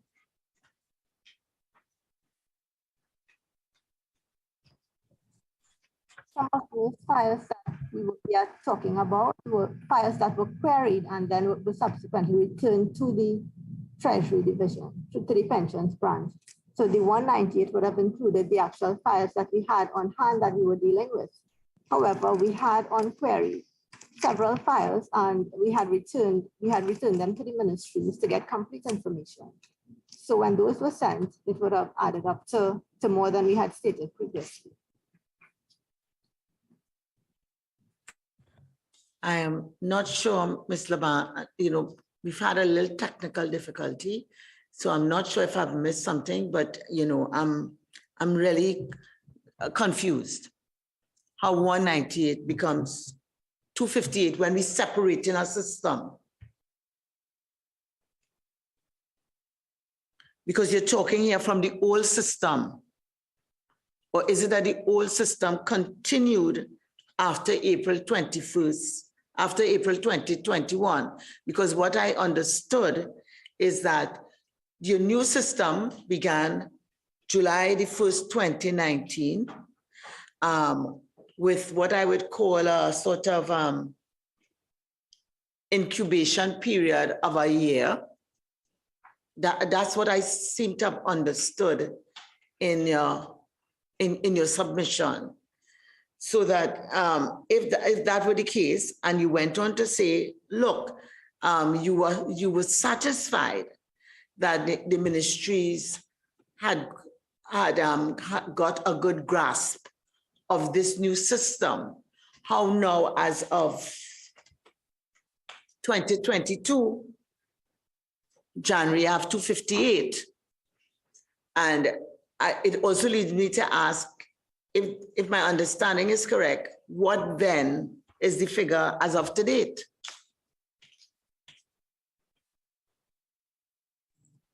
I can tell you today's date, the figure is 98 files that we have on hand currently with queries that we have written to the ministries to get some further information and clarification on those files. I think that alone is a cause to celebrate. Okay, that alone is a cause to celebrate, and maybe, I don't know if that is also another indicator that the training has borne some fruit, or the standardization of the terms and conditions have also borne some fruit. I don't know if that's an indication, and maybe you could guide us with that. Well, it could partially due to the standardization of the forms that we had sent out previously. Sorry, the terms and conditions. As far as the contract officers, it is really just the standardization of the terms and conditions that has resulted in this improvement or drastic decrease in the number of queried files. Yes. Yes? So you're getting more complete submissions and more timely submissions. Okay. Yes, for those with the Ministry of Finance, yes. All right.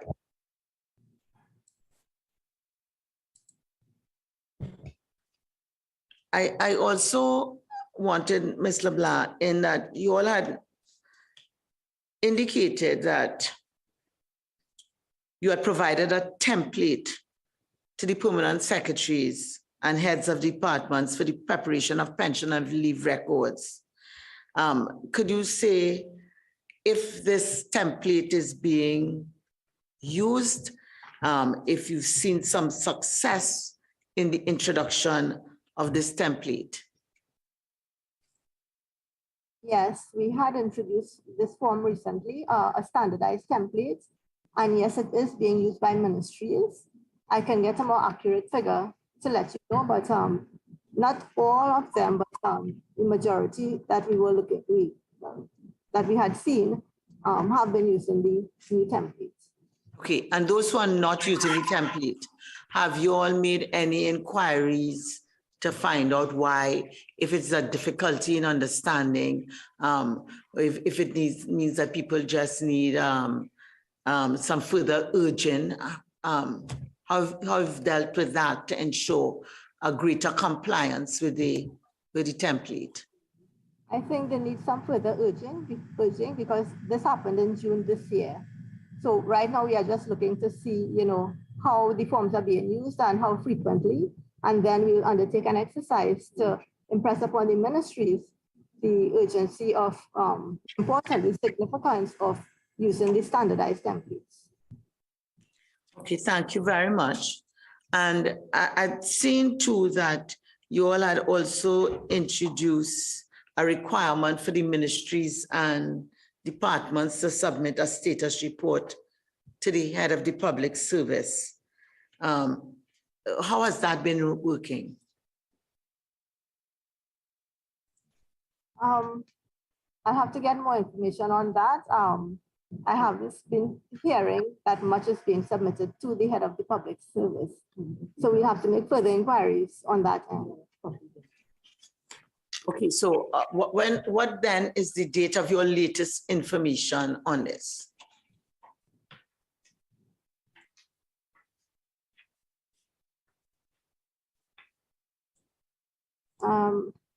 Can I get back to you on the last date on that? By Friday? Okay, well, as you know, what we will do is we will just take it in writing. The Secretariat will write with respect to the outstanding matters or any further matters, and you'll be given some time to provide the requisite information that we would want. Okay, so let me just also ask, in terms of you all had also done this brochure with respect to it was really done by the personnel department. You all were supposed to be involved in the dissemination of the brochure, circulating it to the ministries and the departments. I want to know if that was done, by when it was done, if you find that the brochure being disseminated and being put in the hands of the ministries and departments, if that has been effective, if there's been any feedback that may require a review of the brochure by the personnel department, that, some kind of collaboration could occur for the improvement. Yes, we assisted in the distribution of the brochure by email, the net, and by hand. So we did distribute it throughout the ministries. In terms of the response, we think we understand it was clear, but seeing that the CPO did the circular, I'm not sure if they got some other feedback in terms of how else if the brochure should have been structured differently. But from our verbal feedback, it was well.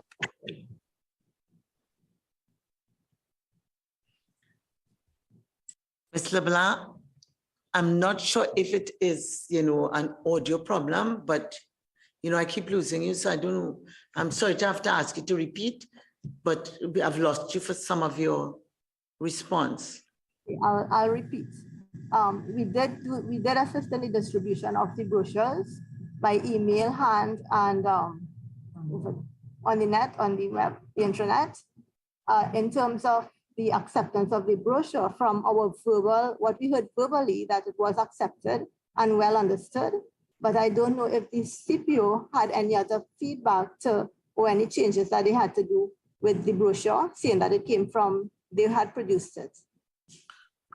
Okay, so CPO, might I ask you, have you had any feedback from the ministries and departments about this brochure that may require some examination and review to sort of meet the issues or challenges which the ministries and departments may be experiencing? Madam Chair, we have received no feedback for any improvements. I mean, frankly, it's very basic, frequently asked questions that is in the brochure. So no feedback at this point in time to improve what we have circulated. Okay, all right, so thank you very much. And Auditor General, the Ministry of Finance has sort of put you in the spot with respect to one of their responses, and that was with respect to how would they assess the effectiveness and evaluate the improvements in efficiencies when it comes to the decentralization of payments. And their response was the effectiveness of the system can be adjudged when the Auditor General Department performs its annual audit, as the required information resides with each ministry and department. So that really, I now throw the ball to the Auditor General in terms of your opinion with respect to whether this decentralization for the payment of gratuity to contract workers, employees, whether this is effective, whether it's producing the efficiencies that were anticipated. Chair, from an audit perspective, we did not do a risk analysis, nor did we do an EFM or audit on the decentralization of the pension contract function. However, what we did is because in 2019 and 2020, there was a transitional movement, what we did was incorporate into our program of work to verify on a sample basis, because from an audit perspective, we are no longer doing 100% verification. So from a sample basis, we sought to verify in every single ministry from a sample of the contracts, whether contracts were being administered and whether contracts were being paid. Based on that, we did not find any anomalies, any significant or material anomalies to report in those years. But it would be imprudent of me at this point to say we did an assessment, because it certainly was not within our portfolio or program of work at that time to do such a thing, to do such an evaluation. However, this year, what we are trying to do is we are still continuing. We are not looking at it from all ministries' perspective as we did the last time, but we did send out a circular asking ministries to provide certain information as it relates to contract payments. And one of the issues that we are seeking to find out is whether or not there have been any outstanding contract payments outstanding due to officers post September 30th, 2022. I cannot begin to tell you what the information is as yet. We have not tabulated it. Ministries have a deadline of December to respond to us. So I would not be able to, but that would be formulated in our report going forward, on the annual report going forward on the public accounts of Trinidad and Tobago. But a specialized audit, assessment or evaluation of the decentralization process certainly was not programmed by us, nor was it discussed at any stakeholders meeting. So I certainly would not be able to address that. Thank you very much. So I guess the ball really is in the court of the Ministry of Finance to really, do the assessment. I don't think the response given really deals with the issue that was directed to you by Parliament, so that we would still expect you to do some evaluation and assessment of that and advise us regarding that. Okay. So I now invite any member of the committee, because I don't have a full screen, any member of the committee who wishes to ask a question at this stage to join the conversation.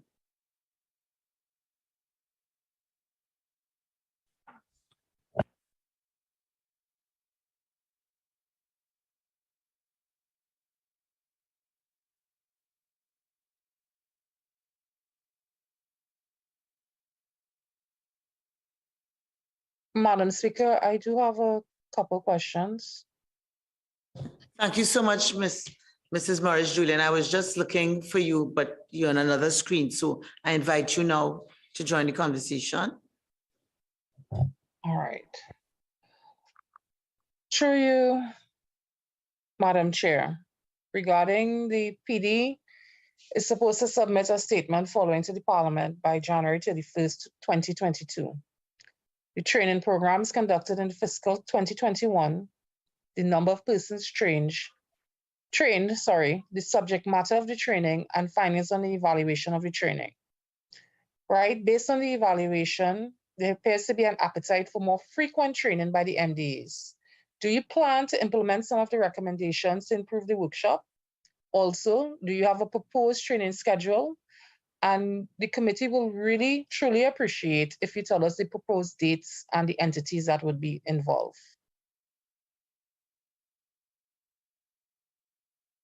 So I think that the CPO had spoken to the fact that a proposed date, that something is proposed for January 2023, and that he would submit to us the training schedule for 2023 at some time subsequently, because he's not sure that it's prepared.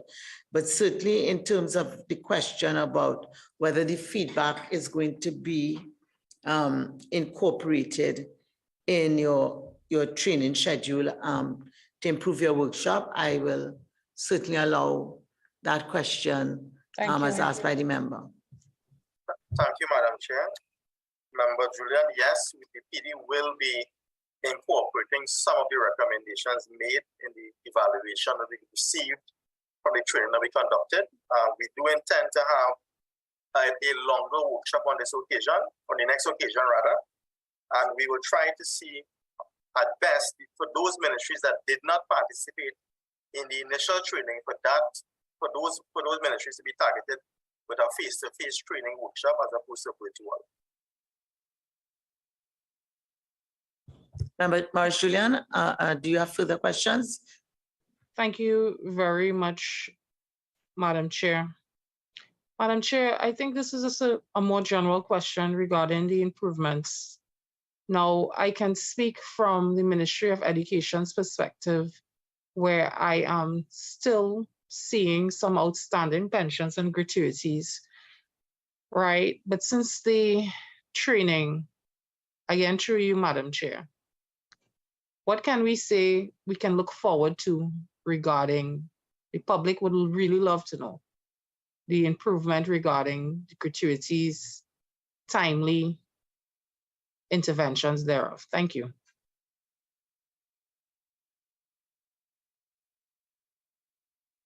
Is this directed to the CPO? To whom are we directing this? Ms. Laban, sorry. Ms. Laban, all right.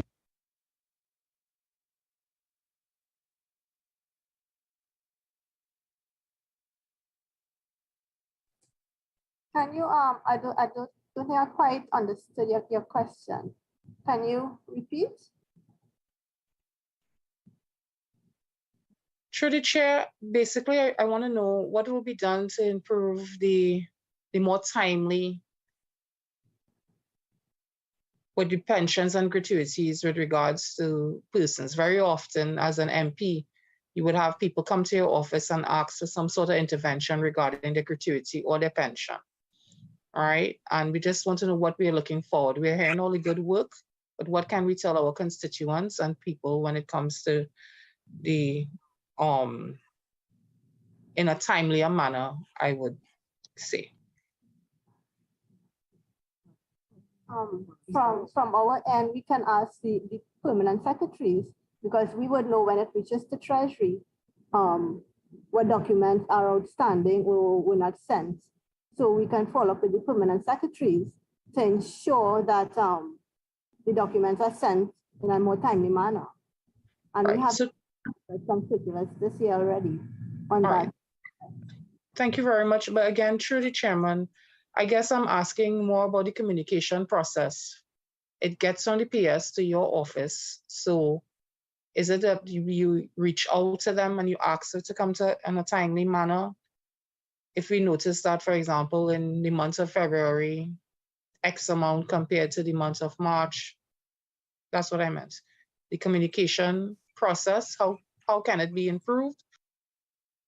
We do have liaison officers who would communicate directly with the persons involved in charge of the P&L process.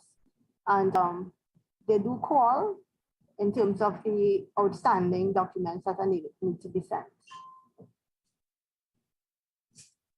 All right, thank you very much, Ms. Laban. I know that for a fact, from personal experiences, I think you all are really stepping up. So I hope it continues along this vein.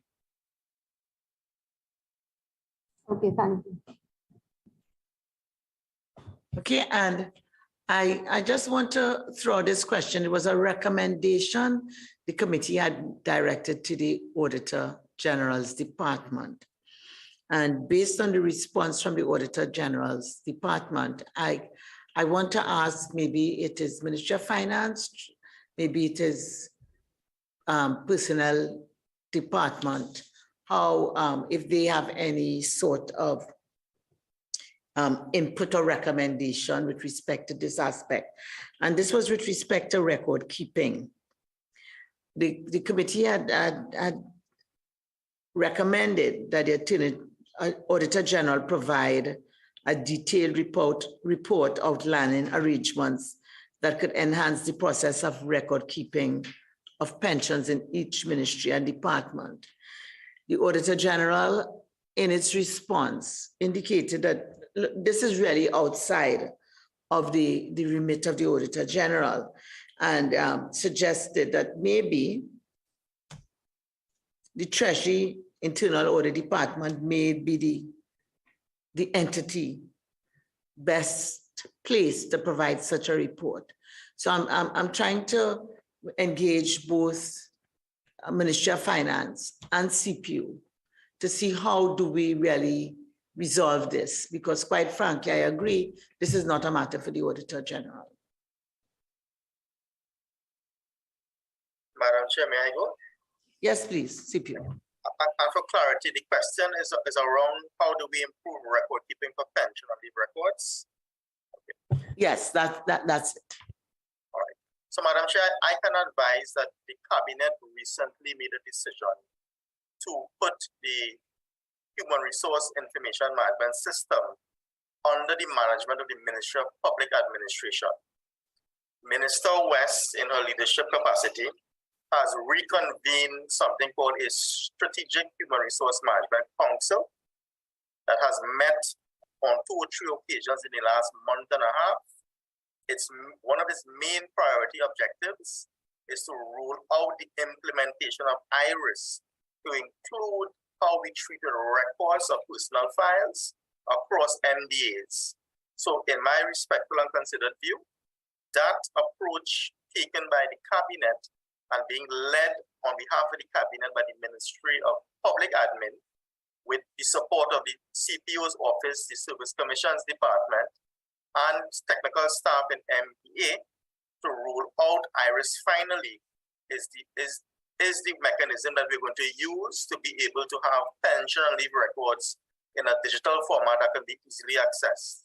Of course, we're also engaging the Ministry of Digital Transformation as well. They are part of that process, and we will co-opt as required support from other stakeholders, namely the Ministry of Finance, when required, if there's cost implications to roll out the IRIS system. Thank you, CPU. So there exists a sort of implementation plan that maybe you do by sample or something like that, learn lessons, and then roll it out completely. Have you all reached that far in terms of? No, Madam Chair. What has occurred in the last 2 weeks? The technical teams met, which is the directors of ICT in those ministries and departments in the council, and they are providing recommendations to the Strategic Human Resource Management Council. That's a council led by Minister West. At that council, decisions will be made on how we are going to roll it out. So this is a recent initiative. Minister West only recently directed the council to be reconvened. We had 2 or 3 meetings, One was with the technical officers who are aware of the mechanisms and the capabilities of IRIS and what may be expected for us to roll out in a plan, the modules across ministries and departments. Which ministry will have a lead role, which ministry will have a support role, which ministry will have access, and so on, because there are several modules, and not all ministries and departments will use all. Some will use some of it, but most ministries and departments, the HR units will have a cross-section of access to the different modules. So we haven't worked out as yet how we're going to roll it out. What is first, what the discussions have commenced. And we do have to, the minister has to report back to cabinet in a 6-month period. So by March of 2023, Minister West has to report back to cabinet about the implementation of IRIS. So it is something that is high on the agenda. Okay, so I guess not until March 2023, we will have some idea of timelines, if I understand what you're saying.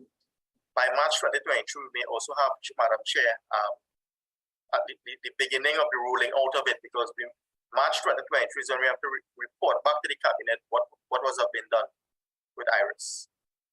Okay, thank you very much. I call on Member Hislop, and after that, Member Morris Julian to join the conversation. Member Hislop, thank you for waiting. Thank you, Madam Chair. I just want to jump back to the Ministry of Finance, Madam Chair. With regards to the call circulars, are we looking for any other method beside call circulars and reminders to have ministries and departments submit their records in a timely manner for pension and leave? Is there any other method that could be used beside call circulars and reminders? One of the methods we have used, and we have done through this year, preparation for retirement, where we would meet with the ministries to prepare them for the retirement of their personnel in terms of what needs to be done and what needs to get updated and stuff. In anticipation of getting these persons PNL done on time. Okay. Thank you. No follow-up from me, Madam Chair. Member Morris Julian. Thank you very much, Madam Chair. Madam Chair, this is a question that goes out to everyone. And I noticed the CPO spoke about IRIS, and IRIS is something that could really revolutionize everything if everyone is participating and willing to participate. But what is the timeline for ministries, departments, agencies to submit the claims to the Comptroller of Accounts, the Auditor General, and the average time frame for each to process the claims and persons to receive their monies? So if I can get answers from the relevant ministries and departments, please. I'm very much interested in knowing that particular time frame. We have asked for ministries to submit at least 1 year before the date of retirement of the personnel, so that the information would get to us to be processed and for us to see if there are any corrections to be made.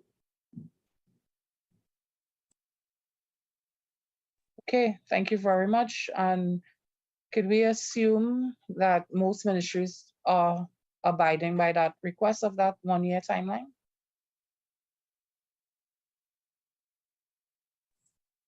Unfortunately, they are not all abiding. So thank you, Madam Chair. I think we see where the problem lies with regards to that then. And I think a year is reasonable.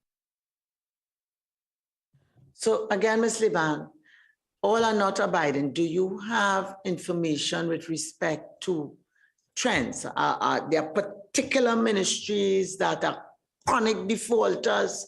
And if there are ministries that are and departments that are chronic defaulters, is a specific strategy being developed to target, those chronic defaulters? I heard the CPO speak to respect to what their plan is, But in terms of the Ministry of Finance, you know, I don't want to say that there's a silence, but maybe I haven't heard. How do you, one, determine, you look at trends and you specifically target these defaulters? Yes, we have seen some specific trends.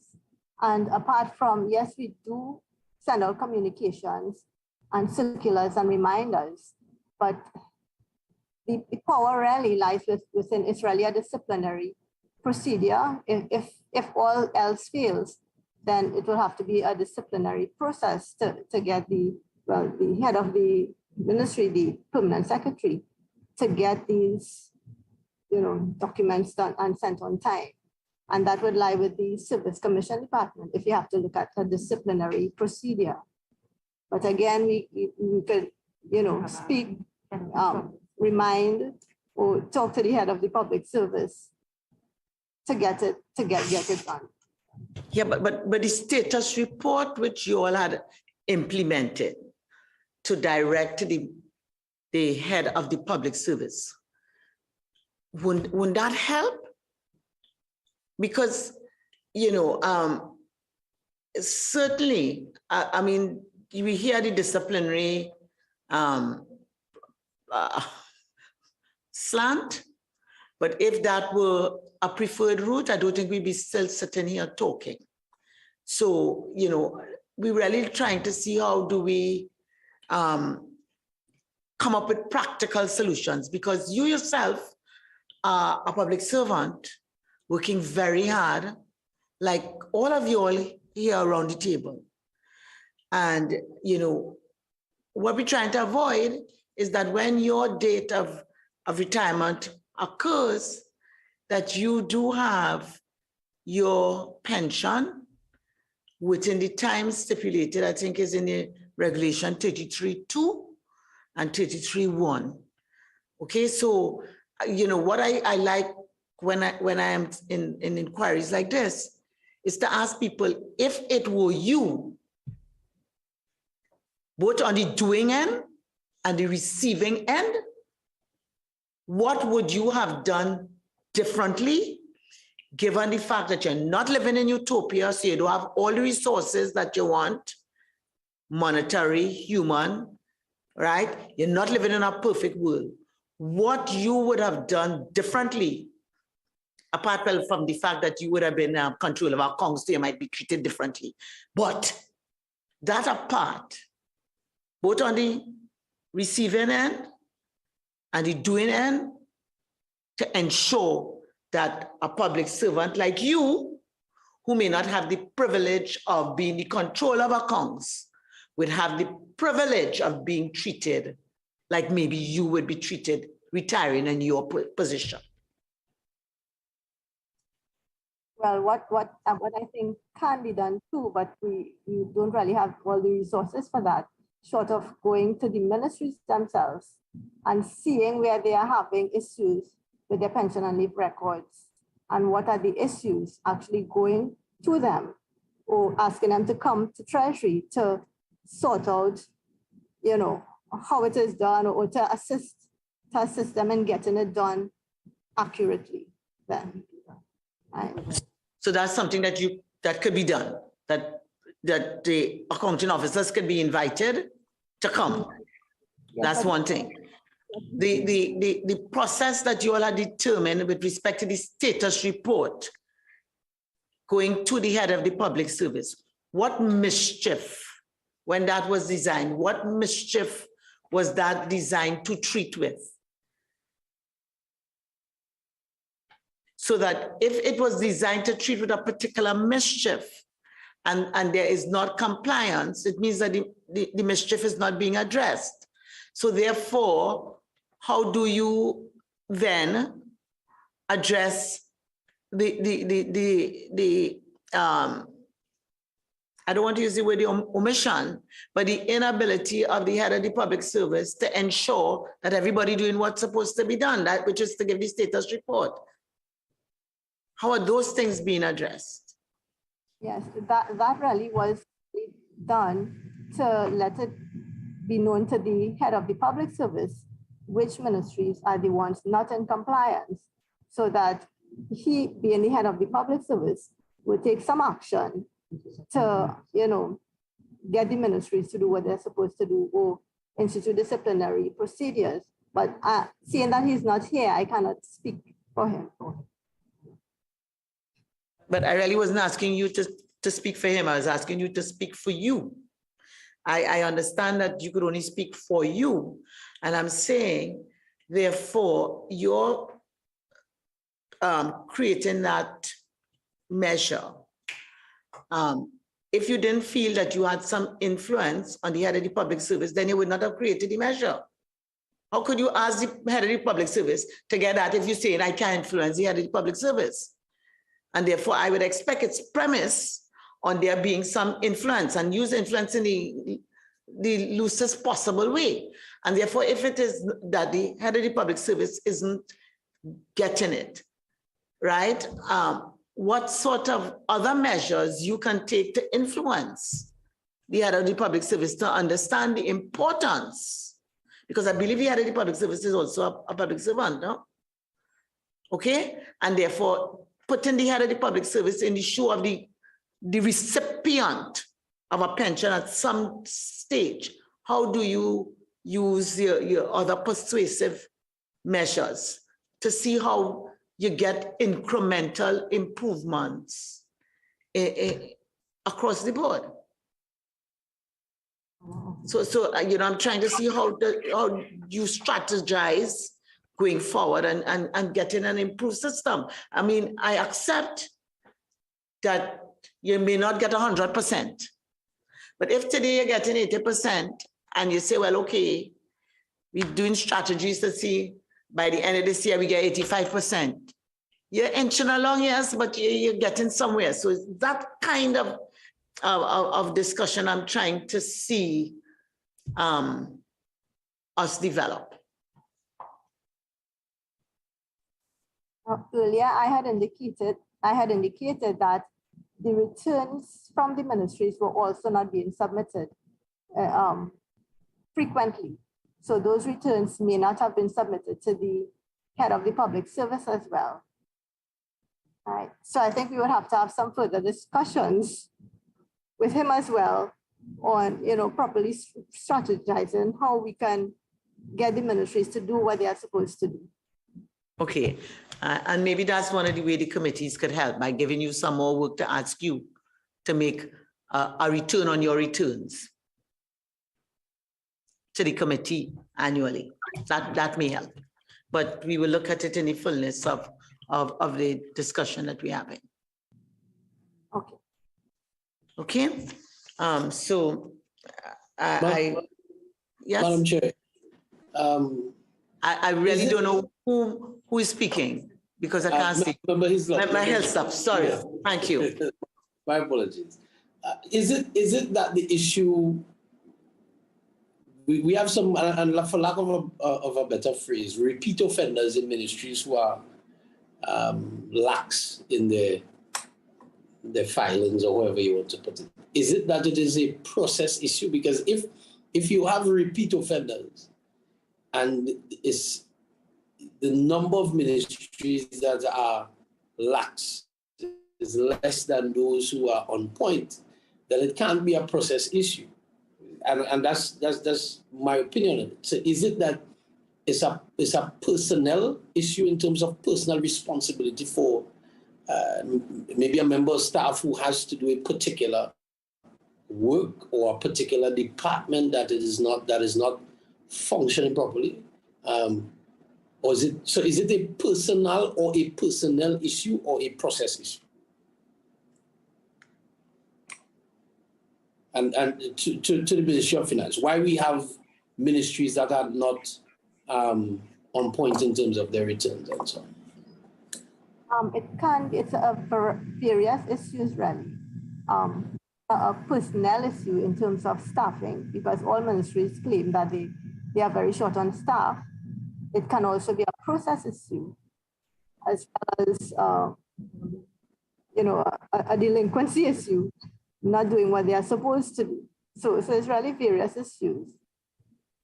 But through you, Madam Chair, if it is that you have particular ministries that are at fault, then I could see from the ministry standpoint where you could send the personnel into those particular ministries. Because, as I said, from my view, it shouldn't be a process issue if you have the majority of ministries who are doing what they're supposed to do. Then it shouldn't really be a process issue. It more seems to be a personnel issue. But as the CPO has indicated, the computations can be very complicated, and it depends on a lot of other issues such as the classification of leave, late classification of leave, extended sick leave, and so on. So various ministries will have various issues, and the larger ministries may have a lot of issues concerning staffing and classification and things, and that is what also makes it a bit complex for the ministries to sort out. Mama Bacchus.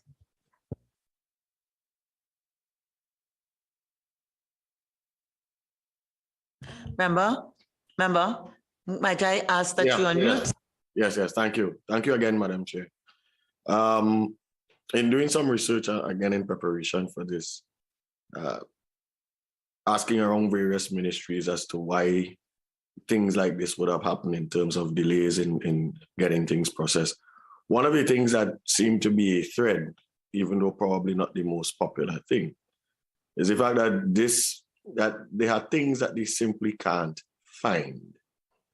So you find yourself in this situation where the ministry is attempting to put all the things together, particularly for people who would have moved around from ministry to ministry or division to division in their career.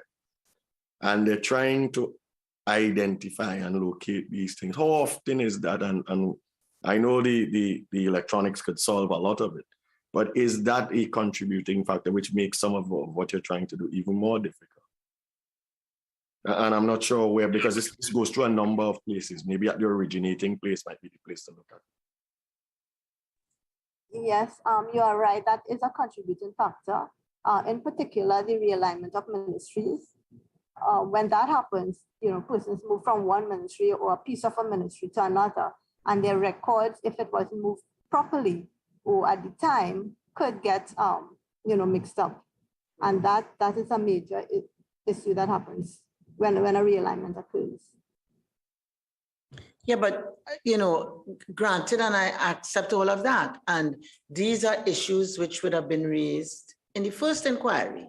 And this is why little interventions were being looked at as recommendations to help improve the system. But what we're looking at, in my respectful view, where the conversation was with respect to those ministries who have not been making returns, or those ministries and departments who have not been making the status reports, which is a different thing from computing people's pension and leave and the increments and the availability of the records and the the realignment of ministries. Those were the initial issues, including staffing and training, etc., and IRIS and all of those things. Those were the initial issues coming out of our first intervention. So, in my respectful view, we're not going back there. Those are givens. What we're looking at is, given what challenges you have, how do we use our creativity, our will, our love for people, okay, to improve the system? Because I'm also of the view that when it comes to individuals, some don't get the problems in the imperfect world because of whatever the privilege may be. And all I'm trying to see is, how can we use all our limitations and our ingenuity to make everybody privileged? Okay, so I accept that there are challenges. But I come back to the same question. How do we improve having regard to our observations, our analysis? How do we get improvement by the defaulters in doing the status reports to the head of the public service and in making their returns to us? Because the legislation says 3 months. You have given them a year. You're saying, yeah, let us know from a year up front who's going to retire within the year. So you're going to start, finding all that you need to find. And some people not even doing that. So that is where I think I would like to hear some kind of discussion on how do we focus on that and how we improve that until what I hear is the panacea, which is IRIS, comes or is given birth. So, Ms. Laban, I don't want to zero in too much on you, but I'll ask you to give that some thought. And, when we write to you with the additional information, if some attention could be given to that with respect to solutions, given all your constraints that you think may help improve the process. Sure. Okay, and I think you do have a communication plan amongst the other stakeholders, so maybe they could help too. Okay, are there any other further questions from the members of the committee? And if not, I then would like to ask in terms of the various heads. One last thing, because I think we have TTPS here, and they may be one of the entities whose submissions go to, and the Auditor General will correct me if I'm wrong, go directly to Auditor General, as if the Auditor General had to compute, verify, etc., etc. TTPS and fire and prisons, I think. Yes, Chair, it goes directly. Yes. Okay, so I want to ask TTPS, fire, and prisons, each in their turn, in spite of what the regulations say, if they do have the capacity, the capability to prepare their pension and leave records for their officers for submission, rather than just sending everything to Auditor General to do a function that is not really the Auditor General's own. And if they could identify to us what are their challenges, what they think they need. So we could start with TTPS, prisons, and fire in that order.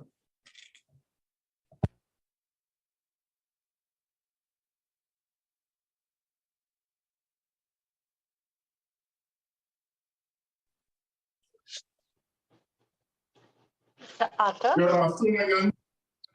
Good afternoon. Chairwoman. Yes, good afternoon. Superintendent Arthur, Finance Branch. And I will attempt to answer that question, ma'am. And from the TTPS side, it's an interesting question that was raised, in the sense that we have been historically submitting our records to the Auditor General's Department. And then from there, it goes to the controller accounts, where the controller accounts would then process the approvals, which will be sent to our department for us to pay our retirees.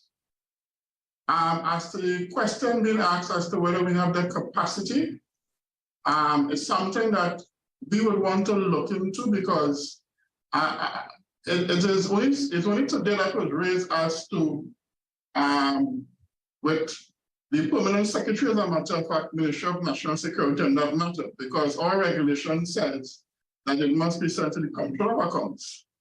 And so we were toying around with how come it's being done that way.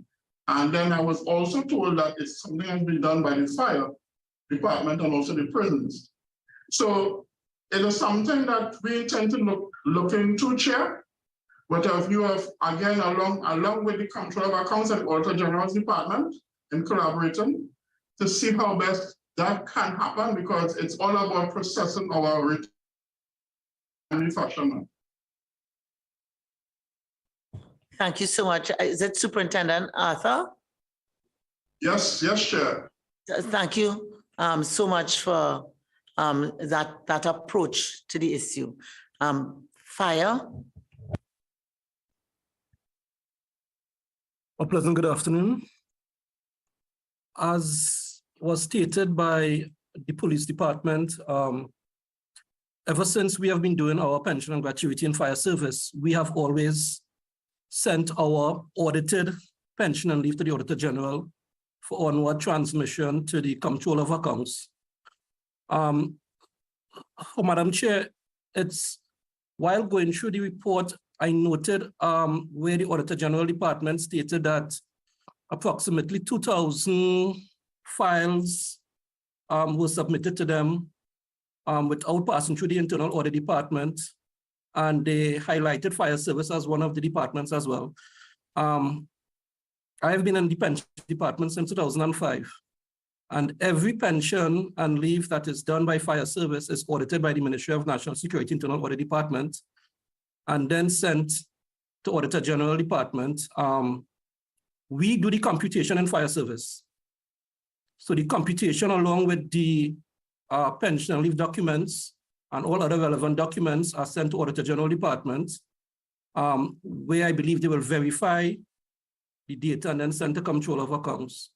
So I was a little puzzled or concerned when I saw that listed there. But you know, some of the constraints that we may have, I believe is in the processes internal that we may need to look at, the Chief Officer. We need to look at, you know, in terms of acting approvals, which is a main issue for us in fire service, because that directly, so Madam Chair. Thank you very much, Fire Officer Raphael. And in terms of prisons. Good day, Madam Chair.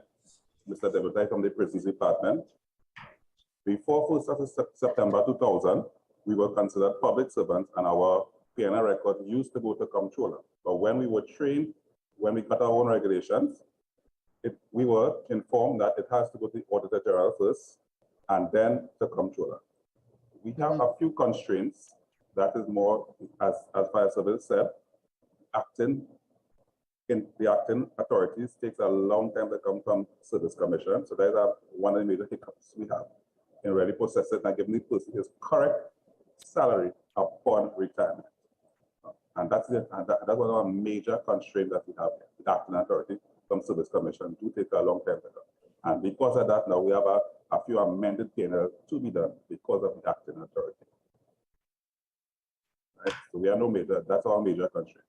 Okay, so thank you. So I guess we all understand the historical context springing out of really those regulations that exist. But as was said by both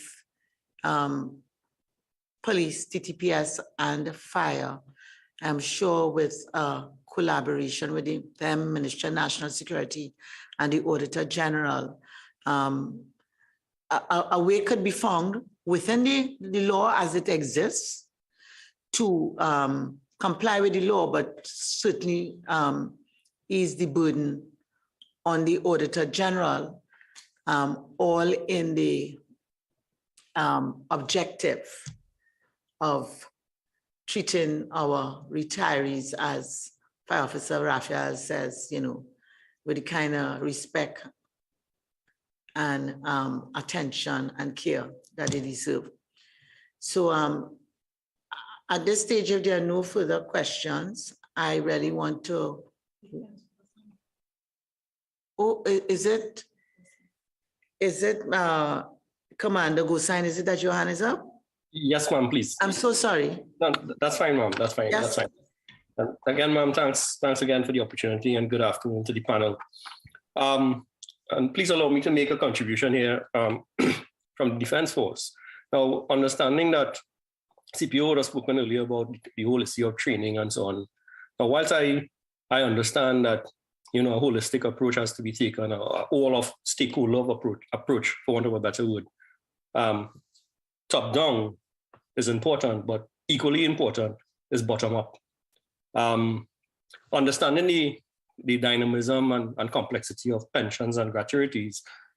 Today is one figure, tomorrow is another figure.